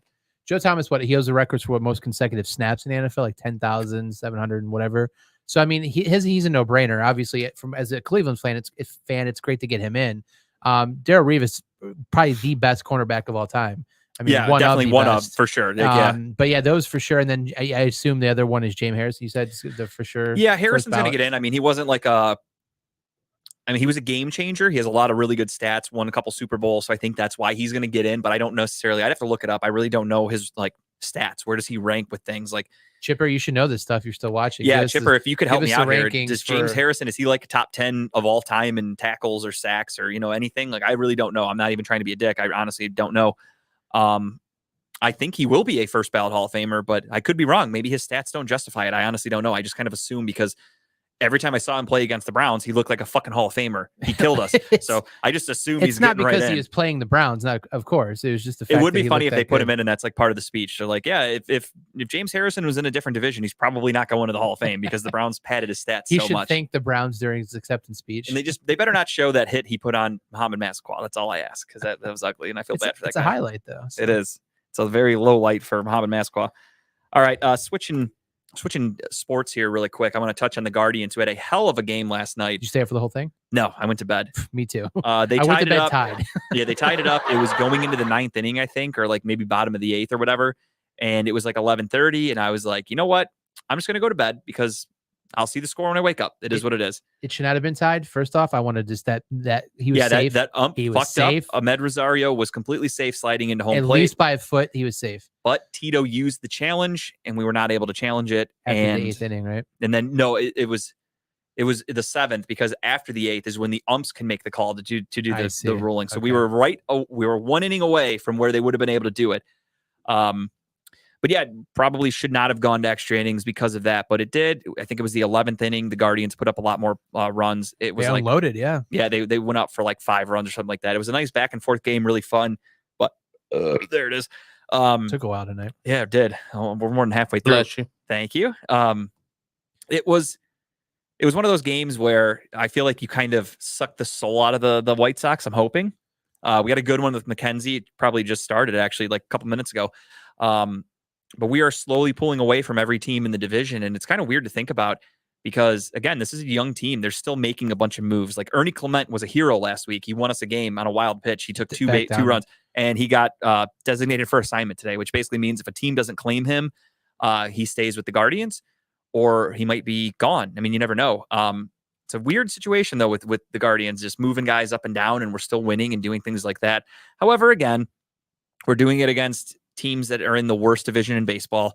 We have struggled against good teams, so I'm really thinking the playoffs are going to be ugly. It's going to be a quick 3-game sweep by more than likely the Mariners, whoever we get matched up with. Is that your shit talking this week for the Guards? Is that they're just going to get swept? Yes and no. I mean, it's also serious. I mean it.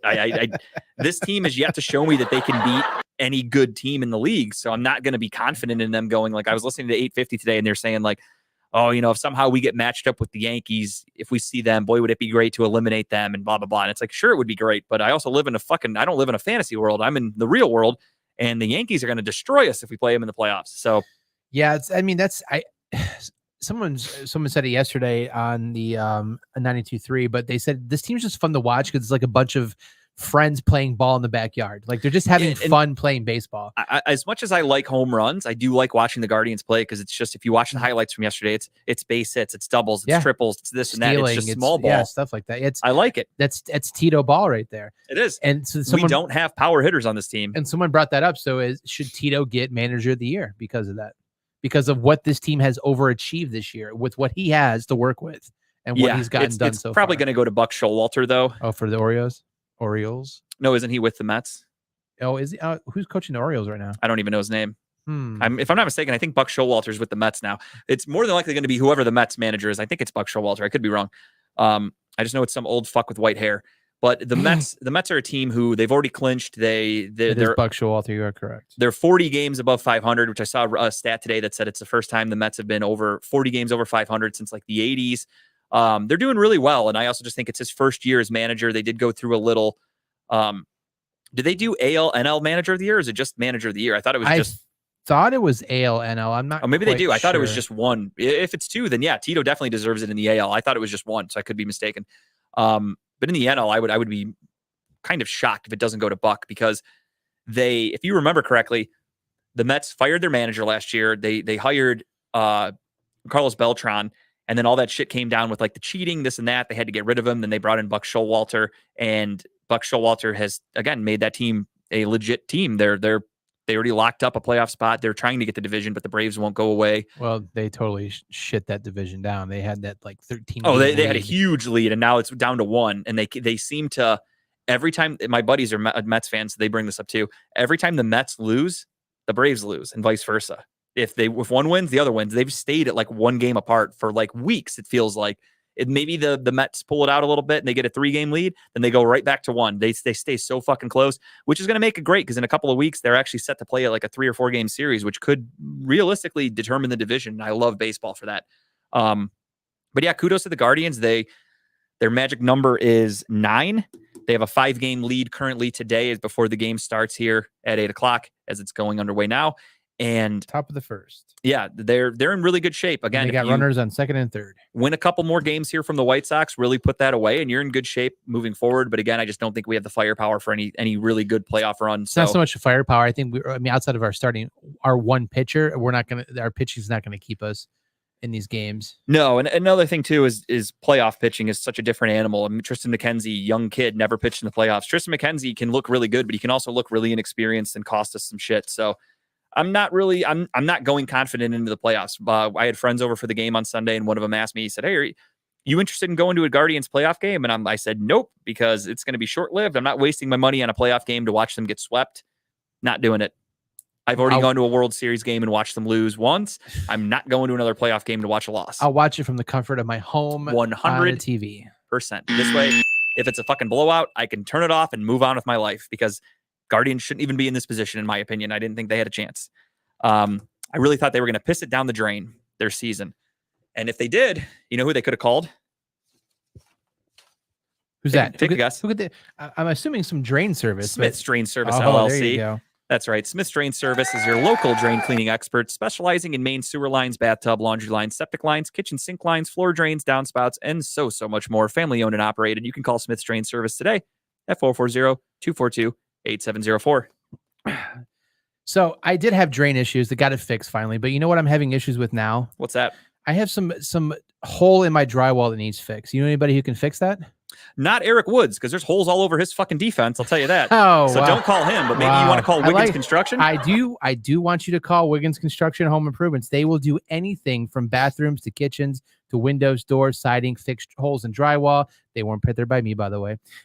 Residential or commercial. They actually did the studio that we're sitting in right now. You can't see it because it's beautiful green screen, but they built a very nice studio here. Give Will a call today at 440-731-7654. Tell them that Team Redline Radio sent you. After watching that game on Sunday, I was so fucking mad. I went right to my beer fridge and I just started pounding beers.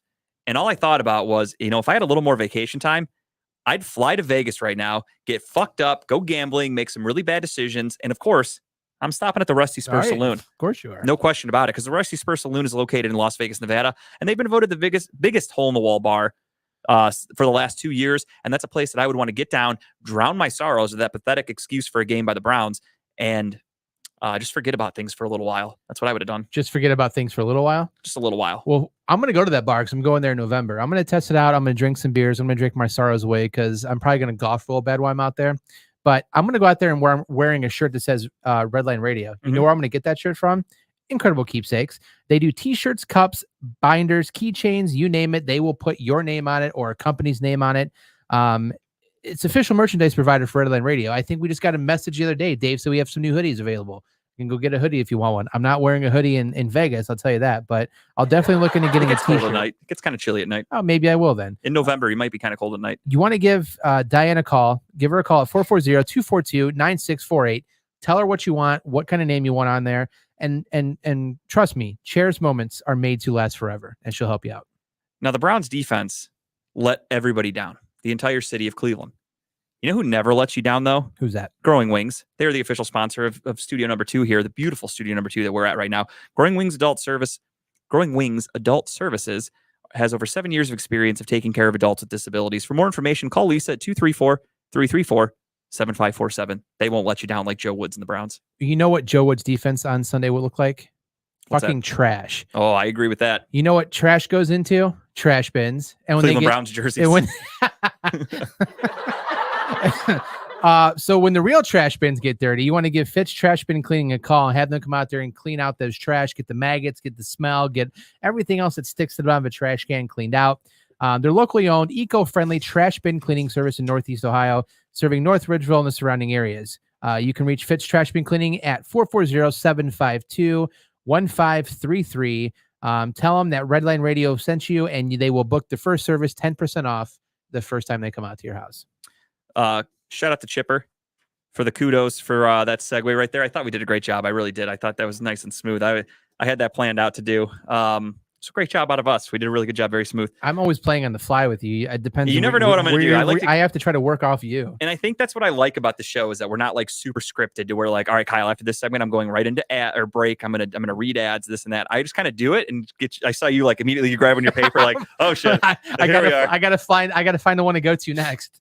As I was driving here today, I was like, all right, I want to do ads after the Guardians, and I'm like, what can I say to segue that? And I'm like, I could do. They're going to piss the season down the drain. And I'm like, Smith's Drain Service. Boom, we're going into ads. I like it. segue. It's a great segue. It's somewhat premeditated, but it's also off the cuff once I actually start doing it. So thank you, Chipper, for noticing the segue. We don't get paid good enough for those good segues. But No, I think, I mean, I know there's other shows that do a really good job with the ad reads, but I think, tooting my own horn, I think we're up there. We're some of the best. If there was a Redline Radio Award for best ad reads, I think we're the winners. First off, I will say that I believe we started the good segues. Everyone else has just kind of been building off of us. 100%. For the most part, as far as I know, I could be mistaken. I think a lot of shows just kind of just read the ads. Like they'll just get it and they read it, but a lot of them have good segues. Like Tim starts to show off doing his ads and he does a really good job of mixing it in. They play his ads with Dave. They've done a great job with the beds that they play. So they do a great job. But yeah, other shows kind of just go, all right, here's this advertiser, this and that. And it's just kind of like very methodical and just, kind of boring. I like to spice it up a little bit. Yeah, I like to spice it up. Speaking of spicing things up, I got to make some moves here because Kyle has taken a 1-game lead on Mark me the for our fucking picks. calendar, folks, because the score is officially Woo! Kyle 21-10-1 to JG at 20-11-1. It's only one game, but I don't like losing. Even though it's only I week haven't 2. had a lead at any of the times Never we've has. done That's this, why I don't so know. I don't really know what to do right now. I'm thinking about just changing my whole life right now. I'm going to start picking teams that I would never pick because I don't know what to do. What am I supposed to do? I've never lost Look before. at that. Look at that right there. Look at that record. Woo. Well, after One today, game. After today, I'm going to forget about this just like I did the Jets game. I'm moving on from this shitty record week. It wasn't a good week. A lot of upsets. And again, a lot of the teams I fucking picked to win, a lot of it, like the miraculous comeback from the Arizona Cardinals. I just knew it was going to happen. The Raiders were up by like 20-something points going into the third or fourth quarter, and they fucking blew it. So I'm like, all right, that's a cool win right there. I was almost ready to check it off. And then I'm like, not so fast. Okay, Kyler Murray keeps scoring. Oh, he got a 2-point conversion. I'm like, are you fucking kidding me? I think Kyle's going to pull this off. I think I got the lead in our Talking About Balls CBS pick'em thing, too. Oh, did you really? I think I'm number 1 in that, too. Oh, did you? I didn't even look. I don't even look at that Mark score. that on the calendar right now. All right. Well, it's early. Things can change. Let's not get. I got to get my shit talking in when I get it in, okay? You know what? That's true. That's fair. You've never been in this experience, so it's one of those things of like act like you've been there before. You literally never have. You So suck. you don't know how to act. So I get it. I totally respect it. What do I do with my hands? I don't understand. I don't know what to do with my hands right now. All right. As is tradition, the Browns game comes last. So let's quickly get through our picks here. And then we can spend some time to break down the Steelers Browns. I'd like to spend a little more than like 2 minutes. Usually we take way too long doing picks. I feel it's going to be a lot of different ones here potentially. So yeah, I'm excited to get into them. All right, I will start us off really quickly, and I will do Saints against the Panthers. This one's a pretty easy one for me. The Panthers look like they're in shambles. I think Matt Rule's going to get canned. I think Baker, there's potential. There's already talk of him getting benched. No. Yeah, right. Go figure. It's weird. I thought he only sucks when he's hurt. Wait a minute, because is there a backup quarterback that's healthy enough to start for him? Sam Darnold should be coming back soon. So there's rumors that like by week 5, Sam Darnold will be playing there. On top of that, I mean, I'm sure that maybe Baker Bros are still blaming Kevin Stefanski for Baker's woes. I really don't know because he's not there anymore. Baker just sucks. Proof is in the pudding. He's rated towards bottom of the league in most statistical categories for quarterbacks. Not a Kevin Stefanski problem anymore, guys. Who are you going to blame? You going to blame the Browns wide receivers? No, he's on a new team with a great running back, with good weapons around him, with an okay offensive line and a good defense. He just fucking sucks. So I'm going New Orleans. That's a great pick because I am going the Saints as well. All right, next up, Texans and the Bears. I'll let Kyle start this one off. Ooh, This one's a tough one. I feel because we're going to be different on this one. The Bears did win that first game, but again, horrible weather. Yes. The Bears were kind of in the game against the Packers on Sunday, and then Aaron Rodgers, of course, did what Aaron Rodgers does and pulls away. The Texans, however, tied the Colts, which at first you're going, hey, that's kind of good for them. They held on with the Colts, who are a very, very good team.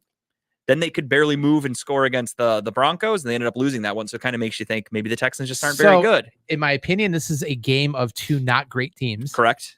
But I'm going to take the better of the not great teams. And I believe the Texans pull this one off. Give me the Texans. I'm going Chicago, so we have a difference in picks here. There we go.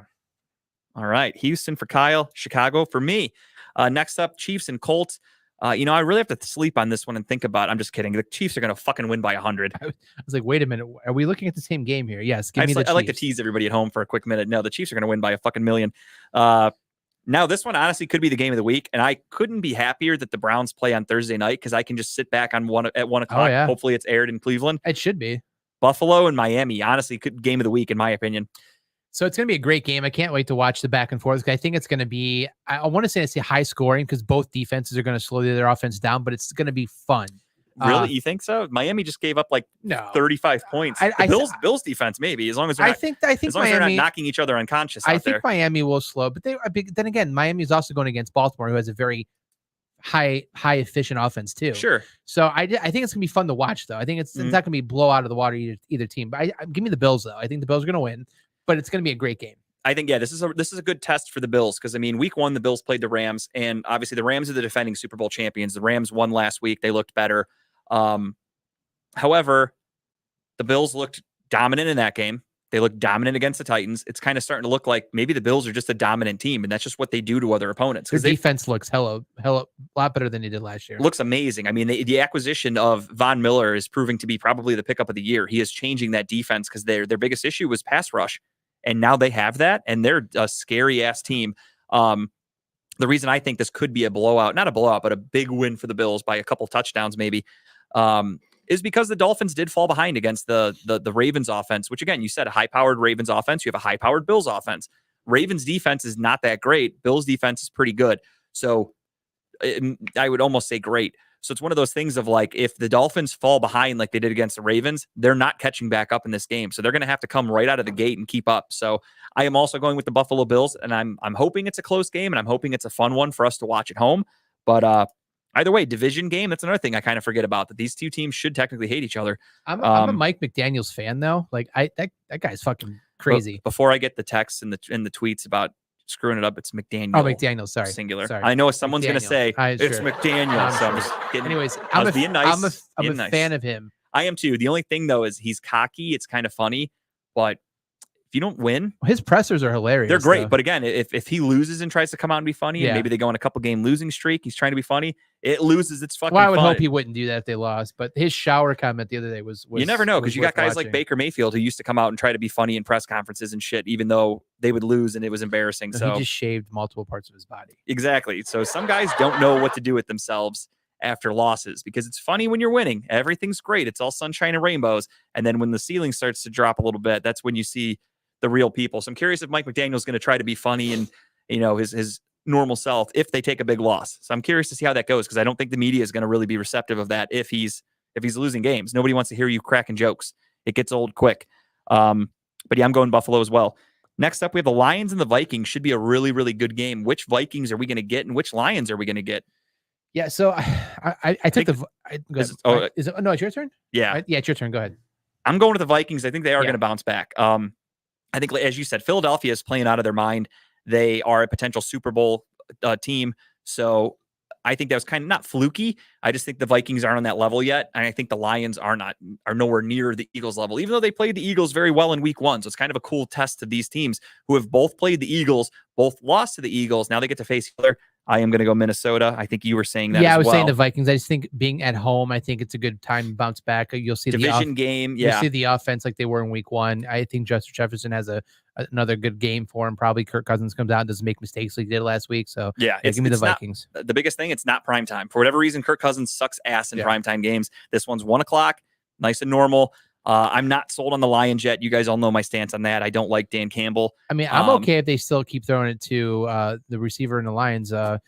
Amon-Ra St. Brown. Yeah, because hell, I He's- mean, I kept He's him for setting this year. records. I mean, he's so fucking good. He's great. Surprisingly, with Goff as your quarterback, you said I had a couple buddies that were drafting for fantasy football, and they were like, "Who should I take here?"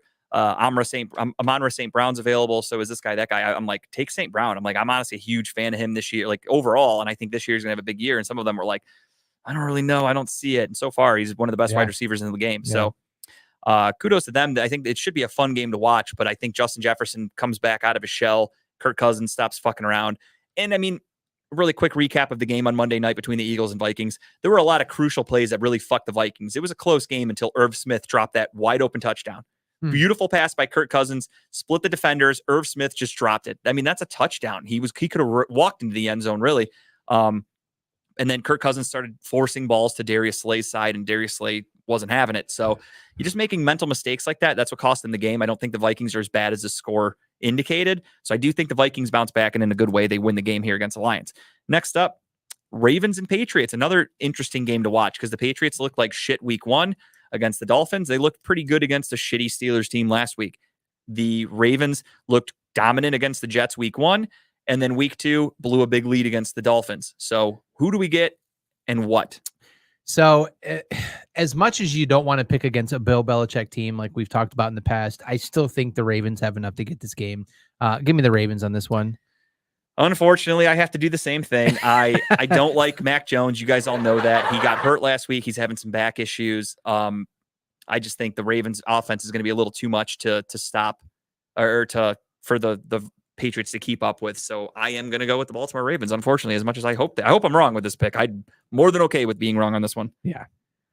Next up, we have the Jets against the Bengals. This is one where I hope we're both wrong on. Yeah, this is one where, the Jets, I don't think are a good team. I don't think the Bengals are as bad as they've been playing. I think this is a good bounce back chance for the Bengals, and I'm going to go with the Bengals. And yeah, I hate the Jets because I have friends that are Jets fans, and now that they beat us, they've talked shit all week. Oh God, I forgot to even ask you about that. How that's been? Oh, it's been bad. I've been dishing it back though. I've been telling them like, you guys needed fucking fake punts, you needed miracles, you needed missed kicks, you needed all this shit. I dropped my pen. I'm going to pick it up. Fill some time here for a second. No, it's okay. So I agree with you. I think this is going to be a nice confidence builder game for Joe Burrow, for the Bengals to come back and kind of do their thing. Because I don't know who the fuck we've been watching these first 2 weeks with the Bengals.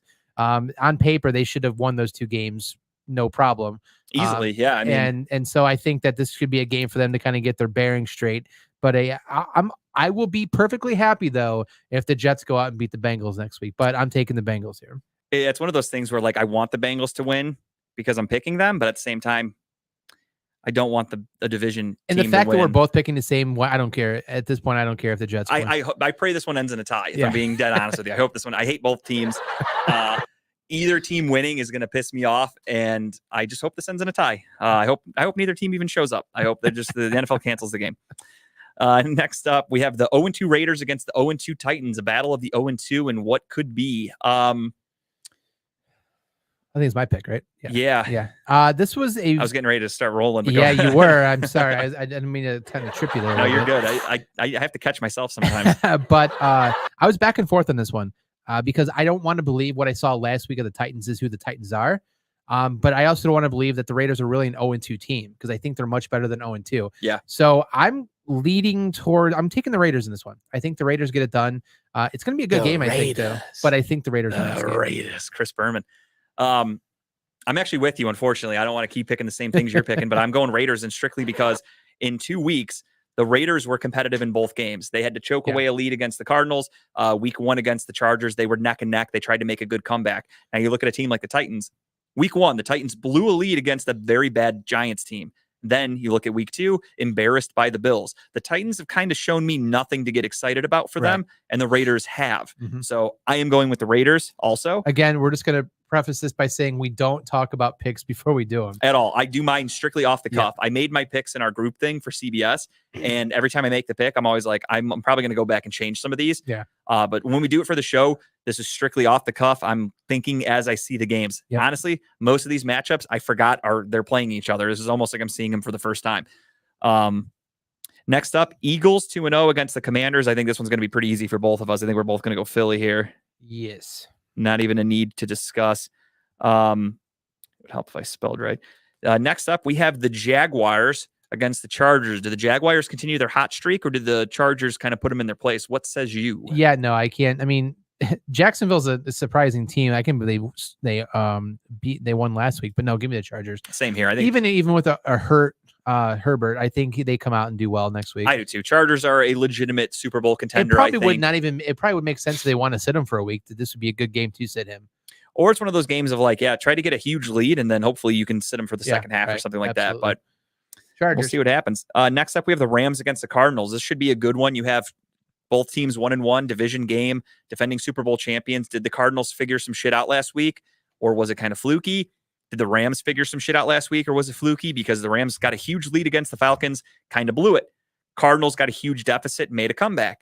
So this should be a pretty entertaining game to watch. You got two Western division teams, and I am going to go with the Rams. Yeah, I went with the Rams on this one too. Did you really? I think it's gonna be a good game. They had good games last year, but I think the Rams. I think they're just starting to After catch, watching the game they're last starting week, to catch a stride a little bit. I think. the Cardinals offense kind of struggles a little bit. Kyler Murray has to really get loose. I mean, I'm sure you saw those plays. There was one play it was either a 4th down or a 2-point conversion, but they were on like the 2-yard line. He ran a total, next gen stats did it. He ran a total of like 85 yards on one scramble from the 2-yard line because he ran around the whole fucking field. That's all well and good when you're doing it against the Raiders, who are a little undisciplined and new head coach, this and that. Doesn't really fly against Aaron Donald, against Bobby Wagner, against Jalen Ramsey, these good defense, Leonard Floyd, great defensive players in the Rams. It's not going to be an easy day for Kyler Murray, that backyard bullshit runaround offense. It's hard to do against a good defense like this, so I'm going with the Rams. Yep. Next up, the Falcons against the Seahawks. This is arguably the prison inmate game of the week. This is one nobody's going to want to watch. Even Seahawks and Falcons fans are probably asking the cable company to pick a different game. And this one's tough. I really don't know who to pick. I think we'll differ on this one. And if not, I think you're going to make us differ on this one. I'm going with the Falcons on this one. I think Atlanta is showing something, if anything. They're playing well in these first 2 games of the season. I think they got a little more heart. I think they just got a little more edge to them. I think the Falcons take this one. We're not going to be differing because, okay. as you said, the Falcons have been competitive in both games. The Seahawks, not so much. The Seahawks, I really think they only won week 1 because of the Russell Wilson factor. I think that they had that little extra momentum and that extra heart. And they also knew what he was going to be running the entire time he audible too. This one, they're going in blind. They're facing a team. Both of these teams, I have predicted to be top 5 drafting teams next year. They're both not very good. But the Falcons have been competitive, as you said. They've shown a little bit of heart. I think they could pull this one off. Will be tough, though, going in Seattle that's the only with the 12s. This one's tough. Fuck. I don't really know. For fun, I'm going Seahawks. All right. I'm switching it up. I'm switching so we don't have the same picks for just about everything. Go. I am going to go Seattle just on a hunch. I don't know. I think because they're the home team. I'm trying to stick to my gut. 50-50 games, home team. I'm taking them. So I'm going to go with the Seahawks here. You were going with ATL. I still think there's about 3 more differences we're going to have here shortly. So very possible. Next up, you have the Packers and the Buccaneers. The Packers are coming off a huge win against the Bears. And then you have the Buccaneers, who are going to be without most of their wide receivers. Chris Godwin's out. Mike Evans is suspended.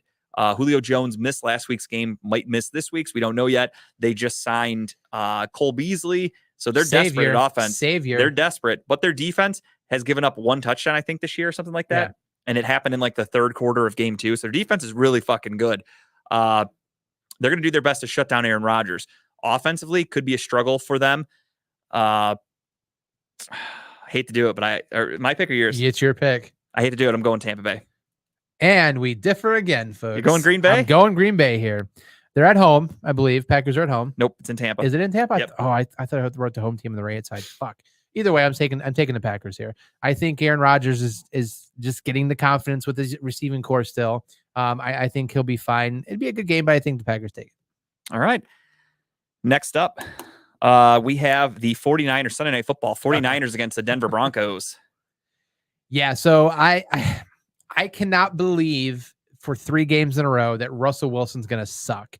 So I'm taking Denver just for that fact, even though I think the 49ers are going to be a lot better than what probably with Jimmy G, which we talked about earlier. I'm taking the Broncos here. I'm with you. I'm doing the same. And I'm doing it because, like you said, I think Denver at home. Is this their home opener? It is. Yes. Because they were in Seattle week 1. They were in Houston last week. Okay, so it's a home opener. Russell Wilson finally gets to play in Denver. I think that's going to be a little momentum for them. I think trying to breathe the air in Denver is a little harder for people. The Niners looked okay last week. They played the Seahawks, though. Not a very good test. Week 1, they looked embarrassingly bad against the Bears, but that was obviously with Trey Lance. I'm with you. I'm good. Just give me the better quarterback here, and I think that's Russell Wilson. I think he's going to wake up. I have him on one of my fantasy teams, so I hope he wakes up and gets his shit together. So yeah, I'm going Denver also. Monday Night Football, we have the Cowgirls against the Giants. This is a game I'm probably not going to watch, if I'm being honest, because you have Cooper Rush against Daniel Jones. I don't give a fuck about either of these teams. Might watch, actually, because I have Saquon Barkley in a fantasy league. Maybe I'll watch for like a little bit, see what he does. But overall, this game is going to suck ass. I'm going to go with my pick. Yeah. I'm going to go with the Cowboys here. I think the Giants are kind of a fluke. I don't really think that they're a 2-0 team. Cowboys looked really good with Cooper Rush against what you think should be a good team in the Bengals, and they managed to beat them. So I think they're going to be able to beat the Giants. Yeah, give me the Cowboys here as well. I don't think, again, my statement was they're not. I don't think they're 2-0. I don't think Saquon is playing for team. I think Saquon's playing for self. I'm okay with that. He's on my fantasy team. He's playing for a contract this year. So, but yeah, I think the Cowboys win this one. So with that said, that's a 3-game difference. Could be an interesting swing next week. Could be. This is probably where I take the 2-point lead, and I never look back. The confidence. We'll see. That gets us to, of course, the Browns and Steelers Thursday night. Let's go, Browns. I guess technically it's a rivalry game. It was at one point. It is. It just doesn't feel like it. Who am I going to call when Kyle's lead goes down the drain? I'm going to call Smith's Drain Service LLC, and here we go again. Or if my picks suck ass, I'm going to throw my notebook in the garbage and I'm going to fucking puke on it because I'm going to be disgusted with myself. And then I'm going to have to call Fitz Trash Bin Cleaning. Clean so it out. Got a lot of people I could call. And then on top of it, the loser of this month or of this challenge could go to Tattoo Therapy Inc. for their punishment tattoo. Wow, Look at so that. many, so many Fucking segues. So many Segway segues. City. Wow, I like it. God damn, are we good? Professionally, unprofessional. Browns and Steelers. Rivalry, Mitch Trubisky, Jacoby Brissett. It doesn't sound real, No, honestly. it's just city versus city at this point. I don't It care really who's is. This is behind. just strictly bragging rights. This is just for me. Like you saw Dave earlier say, how about the Jets or something like that? Like I could have said, how about the Patriots? I mean, the Patriots kind of embarrassed the Steelers, but again, it just doesn't feel like a real rivalry because the Steelers to me aren't a threat. With Ben Roethlisberger, with TJ Watt, with that good defense, they were a threat to win games. 2 years ago, they started off 11-0 or whatever. Last year, they somehow fucking finagled their way into the playoffs, even though they didn't deserve it at all. This year, not so much. I really don't think they have a fucking snowball's chance in hell in making the playoffs. The only thing, though, is, of course, you want to win these games. Last year, we should have beat them. They beat us twice. The second game was terrible. The game on Halloween, we should have won. Baker fucked up a bunch. We lost that game. I do like beating the Steelers. I love the feeling, even though it's not Ben, even though it's not as important. I guess technically, you know what? I'm turning my fucking tune around. It is important. It's week 3. We need this game to stay afloat, to continue to have playoff hope. This is a must-win game. You got embarrassed against the fucking Jets on Sunday. You gave up 14 points in the final 2 minutes against the Jets with no timeouts. Joe Flacco. You better go out and fucking dominate against the Steelers offense that, again, as I said in the beginning of the show, is anemic right now. They're terrible. Najee Harris cannot see a hole on the field. People are comparing him to Trent Richardson. Passing wise, Mitch Trubisky is getting called out left and right, and he's getting called out, but so is Matt Canada. So you have coaching issues. You have guys that are mad at each other. There's a lot of frustration with Pittsburgh. I don't think that's something that's going to just correct itself. I asked Lee and Chipper on Sunday on the Steel City Running Lates, and I said, do you guys think that this is an issue that can be fixed, or is this just how your offense is structured and it's going to continue this way? And they both said, this is just the offense. Until Matt Canada is no longer employed by the Pittsburgh Steelers, that's just what their offense is. And I am fucking all for it. Bring me that shitty offense that doesn't want to throw any deep passes, because as you clearly saw on Sunday against the Jets, the Browns are really not good at stopping that. So the less they do of it, the better. With Jack Conklin being back, I think the Browns are going to establish a little dominance on the ground game, just like they did against the Jets. Jacoby Brissett's going to make smart decisions. One word of advice for Jacoby: I don't want to tell you what to do because you are a professional. Maybe stay away from Minkah Fitzpatrick a little bit. The guy's kind of good. He's having a pretty decent season. He's fucking everywhere out there. Let's not test him.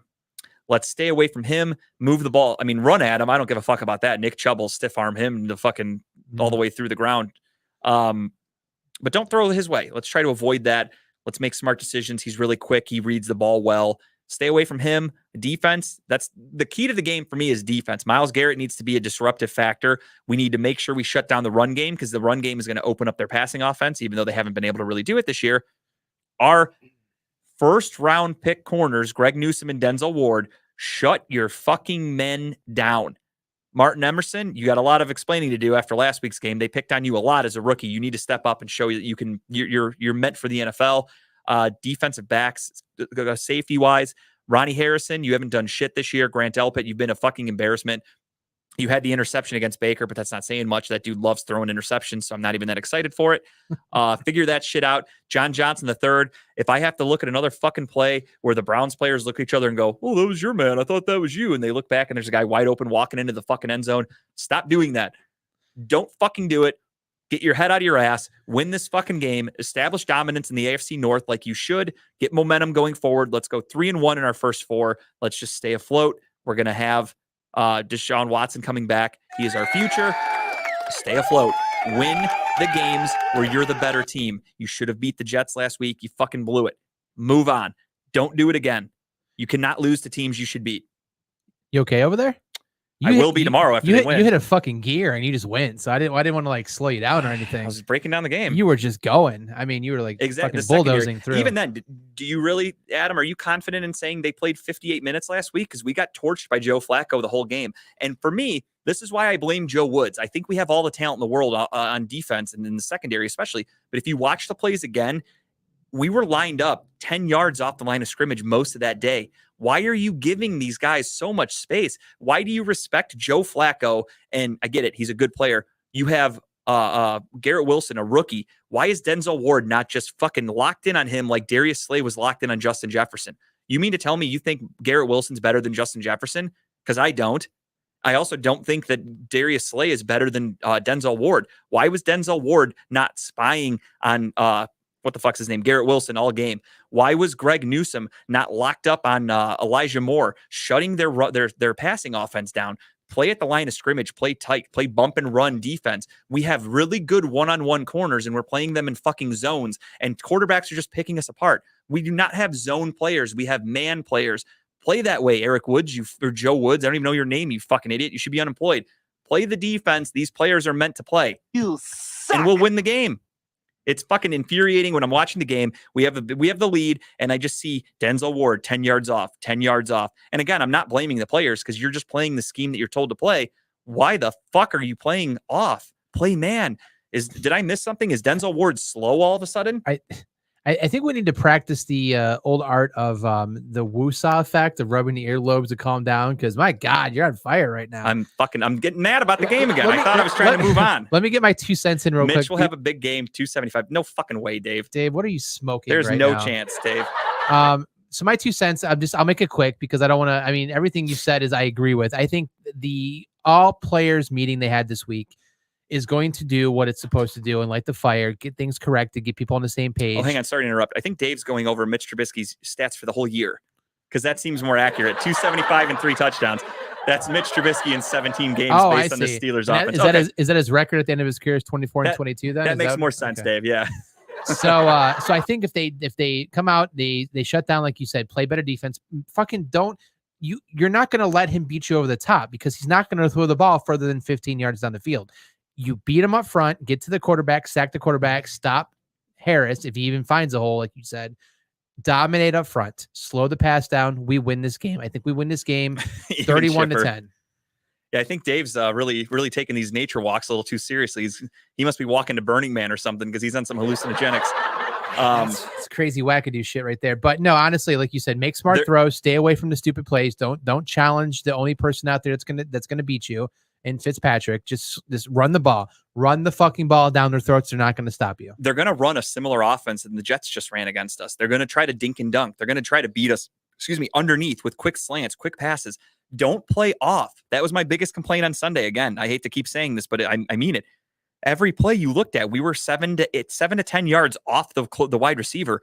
Play press. They want to get rid of the ball quickly. We need to be bumping those wide receivers, throw them off their routes, screw up the timing for Trubisky because Trubisky's just going to want to take a 2-3 step drop and hit a guy on a quick slant. That's how their offense is built to move. Adam, I'd trust that. I'd trust Jacoby throwing the ball deeper than Mitch, I think, because Jacoby's actually did throw the ball, 25 yards down the field a couple times last week against the Jets, and he hit a perfectly spot on ball right to Amari a couple times. And I mean, also, look at Amari Cooper just fucking embarrassed Sauce Gardner. That was another good thing that I like talking shit to my friends that are Jets fans. They talk about how Sauce Gardner hadn't given up this and that, and then next thing you know, Amari Cooper just fucking torched him. And if Donovan Peoples-Jones could have kept his feet in bounds, that touchdown would have been fucking epic right over Sauce Gardner's shoulder. I was loving life. But yeah, I lost my train of thought for a quick second here, but to say we don't throw deep, even against the Panthers, if Jacoby Brissett just had his accuracy down and had the timing down with the player, we had 2 deep touchdowns, Amari Cooper to one and a Kareem Hunt for the other. I think the offense can move just fine. I'm really not worried about Jacoby that's Brissett. The thing that came in week 2 that wasn't there week 1 is the confidence and accuracy that Jacoby was missing. He's getting it together. Week 3, he'll make good throws this week too. Yeah, I think the Browns defense is really going to step up. Honestly, I think the defensive bring out exotic stuff like strippers and stuff, or what are we talking about right now? Yeah, that would only work if we're maybe for the next time we play you guys because Deshaun will be on the field. But right now, I think Jacoby Brissett's going to keep it in his pants. So I don't think any exotic stuff's going to get him all worked up. We'll be fine. But yeah, we just have to play smart offense and defensively. The defensive game plan has to be entirely different, in my opinion. And it really has to be apples to oranges from day and night difference from what you saw on Sunday. Again, we have to press. You have to play tight at the line of scrimmage. You have to pressure Mitch Trubisky. They're going to want to get rid of the ball quickly. The best way to make guys make mistakes is to fuck up timing routes. That's what the Steelers run. They run very quick timing routes. If you bump guys at the line of scrimmage, the timing is off. If you blitz Trubisky, the timing is off. You have to fuck with that. We were letting Joe Flacco have all the time in the world in the pocket. He is a maybe Hall of Fame quarterback. He's won Super Bowls. He's a very good quarterback, Joe Flacco, even though he was 45 years old. Mitch Trubisky is not in the same league as Joe Flacco, but Mitch Trubisky is an accurate quarterback when he gets the opportunity. So you have to fuck up that timing a little bit. And that's what the Browns defense, their game plan better be that. That's all I can say. If I go out to, if I start watching the game tomorrow and I'm seeing us lined up, again, 7 to 10 yards off the wide receivers, I'm going to fucking lose my mind. You're going to call down to the field? I'm going to drive down to the fucking stadium and get on the field, I think. So here's my other thing too, is that the Browns tend to play pretty well under the lights. As you know, every time they have like night games, I think they do well. They show up. Except for against Pittsburgh last year in Pittsburgh, but I think that was more Baker Mayfield's doing, because I think Baker Mayfield was trying to prove to the world that he can do everything, and he just can't. And I'm okay with not blitzing. When you have Myles Garrett, Jadeveon Clowney, you expect them to get pressure on their own. So I'm okay with not blitzing. We have a very good secondary. Let them go out there and work. My issue, though, is we're leaving too much space between the corners, and we're letting the wide receivers kind of do whatever they want. And again, quick slants, we don't have people in position. We run zones, so there's always holes in the defense. It opens the slants up. It opens the quick comeback routes too. It opens up all those quick 10 yards, 12 yards, 10 yards, 12-yard passes. Our defensive personnel should be in man coverage. It should not be in zones. When you run zones and you give the quarterback time to throw the ball because they're double and triple teaming Myles Garrett, those wide receivers are going to find the openings and quarterbacks are going to pick us apart. And that's what's happened in the first 2 weeks. Don't do that again. That's the key to victory right here. I shouldn't be the one trying to fucking put that into Joe Woods' head. If anything, I'm going to go down and throw a bottle at Joe Woods, not Jimmy Haslam. He better keep his eyes peeled, because I'm fucking mad at Joe Woods right now. He has got to win me back, and it's not going to be easy. I'll tell you that. And what did Ramel say? I'm sorry. You know what I mean? Yeah, no, I agree. I mean, again, look at what happened against Robert Saleh and the Jets on Sunday. They had to do trick plays. They're doing different things they've never done before. They had to pull out all the tricks to beat the Browns. And I'm not saying the Steelers are comparable to the Jets. They're a much better team, much better coached, everything. But I do think the Browns are overall, they're a more talented team, and they should win this game, especially the way the Steelers have been playing. So with that being said, give me the Browns, and I'm going to take them 24-17. I think it's going to be a close one, but not like super close. I like that score. Give me the Browns 31-10. Actually, I take it back. Let me find what I texted my buddies earlier. I know it's in here somewhere. I gave a prediction, but I am, no matter what, I am definitely taking the Browns to win this game. But I took them. Here it is. Browns 27, Steelers 13. There it was. I knew it was close. I knew it was 20-something to a teen. And here we are. Not a teen like R. Kelly teen. I mean, like teens, Jesus. The points.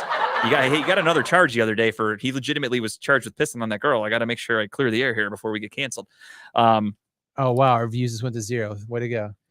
No, our views just went up because they thought it was an R. Kelly video. So it's even better. Hey, hey, no matter what, Ignition still hits, no matter what happened. It actually got me to watch the Dave Chappelle R. Kelly thing, the Piss on You song. I made Tara watch it. I love it, man. When he drip, drip, drip. When he has the scene where he lifts the toilet seat over her face, I fucking laugh so hard. Never feel quite the same when you get a whiff of my Hershey stain. Yes. I fucking love it. I watched this shit. We're gonna be fucking copyright Tim, you got some fucking again. pipes, dude. Yeah, by the way, anybody tell man. you that? I didn't want to make you stop. That was nice. You're hitting the notes, and everything, dude. Good for you. Your pitch was perfect. You guys understand how talented Tim is? He's a comedian. He's a producer. He's a show host, and he's got fucking the voice of an angel. The guy does it all. I love it. All right. We're gonna have a church episode one day. He's just gonna start singing hymns in the background for us. Oh, happy day. If we would have won on happy Sunday, I would have been like, day. Tim, let's go to the studio and do some fucking gospel day. songs. But unfortunately, they pissed me off. So Remind me of the is that Sister Act 2? Yeah. Yeah. a little whoopee action. All right, let's get to just the tip, because we are at 9 o'clock. We're going to wrap shit up. And of course, we start off with the man himself, aka Michael Jackson reincarnated with that fucking voice. Here is Tim Buck 2. What's up, y'all? What's up, y'all? You know, the reason why I love talk about balls all the time, it's not because these guys are just great, but they incorporate comedy into their show, and that's exactly what I am, a comedian. And I have 2 shows this weekend. Hell yeah, 2? I got 2. Yeah. Oh, another comedy and lingerie. Another comedy and lingerie, which is on the 23rd, which is Friday. I'm a part of it. Ulysses Dickerson. There's also Precious, I believe. Tyrone Gaines. There's a couple other people. I can't remember exactly who was a part of the show. Chris Too Much. It's gonna be a great lineup. And also people in lingerie. So if you want to come in, you can also come in lingerie, be a part of the crowd. $20 a ticket. I got tickets if you want them. They are on me at all times. So if you run into me, or if you want me to run into you, call me, text me, message me, whatever. I will bring you the tickets. It is Friday at Space 65, and that is at 3212 West 65th Street in Cleveland, Ohio. And then also on Saturday, we have Lex Vegas Presents Unapologetically Funny. I can't believe I said that the first time. All right, the first You time. nailed that. Hey, I can't say it again, but and that is on the 24th on Saturday. Both shows start at 8. So hopefully, after work Friday, you can make it to the show. And then after whatever you're doing on Saturday, you can make it to the show. And the good thing about the Saturday show is actually free. So I mean, of course, we accept donations, any types of tips. That's why we are giving you 2 tips here. Well, actually 4 tips total. But we More tips the merrier. exactly. It's like an orgy up in here. Big orgy. But that show is free, and it's gonna be me, I Holler, Chevy Terrell, Ebony Timberlake, Anthony Mayo, who's actually gonna be on the Lex Vegas show tomorrow, from 7 to 8, and then Little Daddy will be a part of the lineup, as well as Gene Miller hosting this show. So this is gonna be a great show. Hell of a lineup. That one is on. I mean, this one is at Old World Tavern, and the address for that is 661 East 185th Street, and that is in Euclid, Ohio. It is close to Lakeshore, so if you know where that is, you should be able to find this place very easily. And it's going to be a great show. You will never get this lineup for free, I'll tell you that much. These comedians, including myself, are great. You will have a great time, I promise you that. And like half of my coworkers are coming. Like, I mean, when I say coworkers, I mean a half of Cleveland Clinic is going to be in that. No shit. Hell yeah, dude. Congrats. If I wasn't fucking busy all weekend, I'd be there for sure. I guarantee you I will be coming to see Tim perform soon. 100%. Just keep me posted on some dates. I do have a show next month at Sam Silks. You know the date? It's October 24th, I believe, as well. So it might the be 24th or 25th. No, I don't think I'm in town that weekend. I think I should be okay. So keep me posted on that. We'll talk. I will. It'll definitely be on Talk About Balls. It's gonna be one of the tips for sure. Okay, perfect. So I'll have the tickets with me. I should be getting them this weekend as well. And that show is only $10. So you can. There is gonna be great food, great comedy, and I know that lineup is also fire. The name of that show is actually I Am Chad and Friends, and I'm one of his friends. So I think we're gonna have a good ass time. And yeah, that's my tip. Comedy. I'm talking about balls. Hell yeah. Go check out our boy. Support Tim. Check that out, man. 2 big tips. And I like that he said we could wear lingerie too. I was looking on while he was talking. I was on Amazon. I'm looking up a nice little outfit for the next time that comes around. I might have to show up and. Are you gonna go like a 2-piece, a 1-piece, like see-through, or something something very formal but classy. It's gonna be like lace. It's gonna be see-through. It's gonna be really A, nice. You say right? Maybe silk. I don't know yet. Very nice. A lot of options. My tip of the week is a TV show that has been out, I guess, what season is it on now? 3? I think season 4 just ended, I think. Okay, so it's been out for a while, but I never got into it. Started watching. It's called Barry. It's on HBO. Bill Hader is the lead in this one. The basic. I'm only on episode 5 of season 1 right now. Obviously, I know there's a lot still to come, but he is a hitman, and he does jobs, or was doing jobs, that brings him out to LA, and he ends up, I think his first hit is on someone in an acting class, and it gets him into this acting class, meeting the people. And now he wants to become an actor. He's learning, taking class from, I forget the name of the guy now. What's Henry Winkler? Henry Winkler. Yes. The Fonz. The Fonz. But great show. Funny. It's, like I said, again, 5 episodes so far. Laughed my ass off. It's a great storyline. Like Justin said, he started watching. He's not a big fan of Bill Hader. Go into it with an open mind. I think you'll like the storyline overall. The acting's great. It is funny, has its moments. But yeah, definitely worth watching. Like I said, I'm probably going to rock through it here next couple weeks and catch up with it, but definitely worth a watch. Yeah, Kyle recommended Barry today, and I saw that, and I was like, "Oh, what episode are you on?" He's like, "Oh, I'm only on episode 5," and I'm like, "I've seen every episode. I'm up to date. Yeah. I like the show a lot, so it's a good recommendation." I doubled down on what Kyle said. It only gets better. I'm excited for him to catch up and see how this either season 3 or season 4, whichever one just ended not that long ago. It was honestly a couple months ago. I think it aired. When you see the finale for that, you're gonna. I don't know where they're going to go from how this season ended. That's all I can say. I won't give anything away, good or bad. It's just fucking nuts. I don't know how it's going to continue. Honestly, that's Is all it I'll continuing? say. Do you know if Yeah, it's on for season 5. If I'm not mistaken, perfect. It's already been greenlit. So good. It's happening. My tip for this week is another book I like to read. This one's about horror stuff. It's called Behind the Horror. It is true stories that inspired horror movies. It literally is a book that it'll talk about a couple movies and it explains true things that happened. I mean, I'm talking everything from The Exorcist to Jaws to The Conjuring to Texas Chainsaw Massacre, Friday the 13th. It tells you Or real not, I'm sorry, stories behind these. Yeah, Like, not, really. not like true stories, but it's showing stories that are extremely similar that were more than likely an inspiration to the movies. And I'm at Nightmare on Elm Street, not Friday the 13th. It'd be kind of hard for there to be a Jason killer that they could live off, although it would be cool. But there are some really cool things, a lot of interesting shit that I would Google, like the actual murderers and the actual crimes that happened. And I learned a lot about people. Really good stuff. It was really interesting. I liked it a lot. Somebody that loves horror. It was really cool to learn about true stories that happened and I didn't know about, like people that committed just horrible crimes in their lives, and you get to read all about them. Interesting ones what was the best one to read that was connected to a movie? I liked one. There's a movie, I believe it was from Alfred Hitchcock, called Rope. It was about these two guys that like they wanted to try to get away with a murder and just see how easy it would be to like kill somebody and get away with it. And it was based on a true story of some kid in like England who was like rich, and him and his buddy were like, let's kill somebody and try to get away with it. And he ended up picking his own cousin. They picked him up. They're like, oh, we'll take you home. Don't worry about it. They killed him. They hid his body by the marsh or whatever.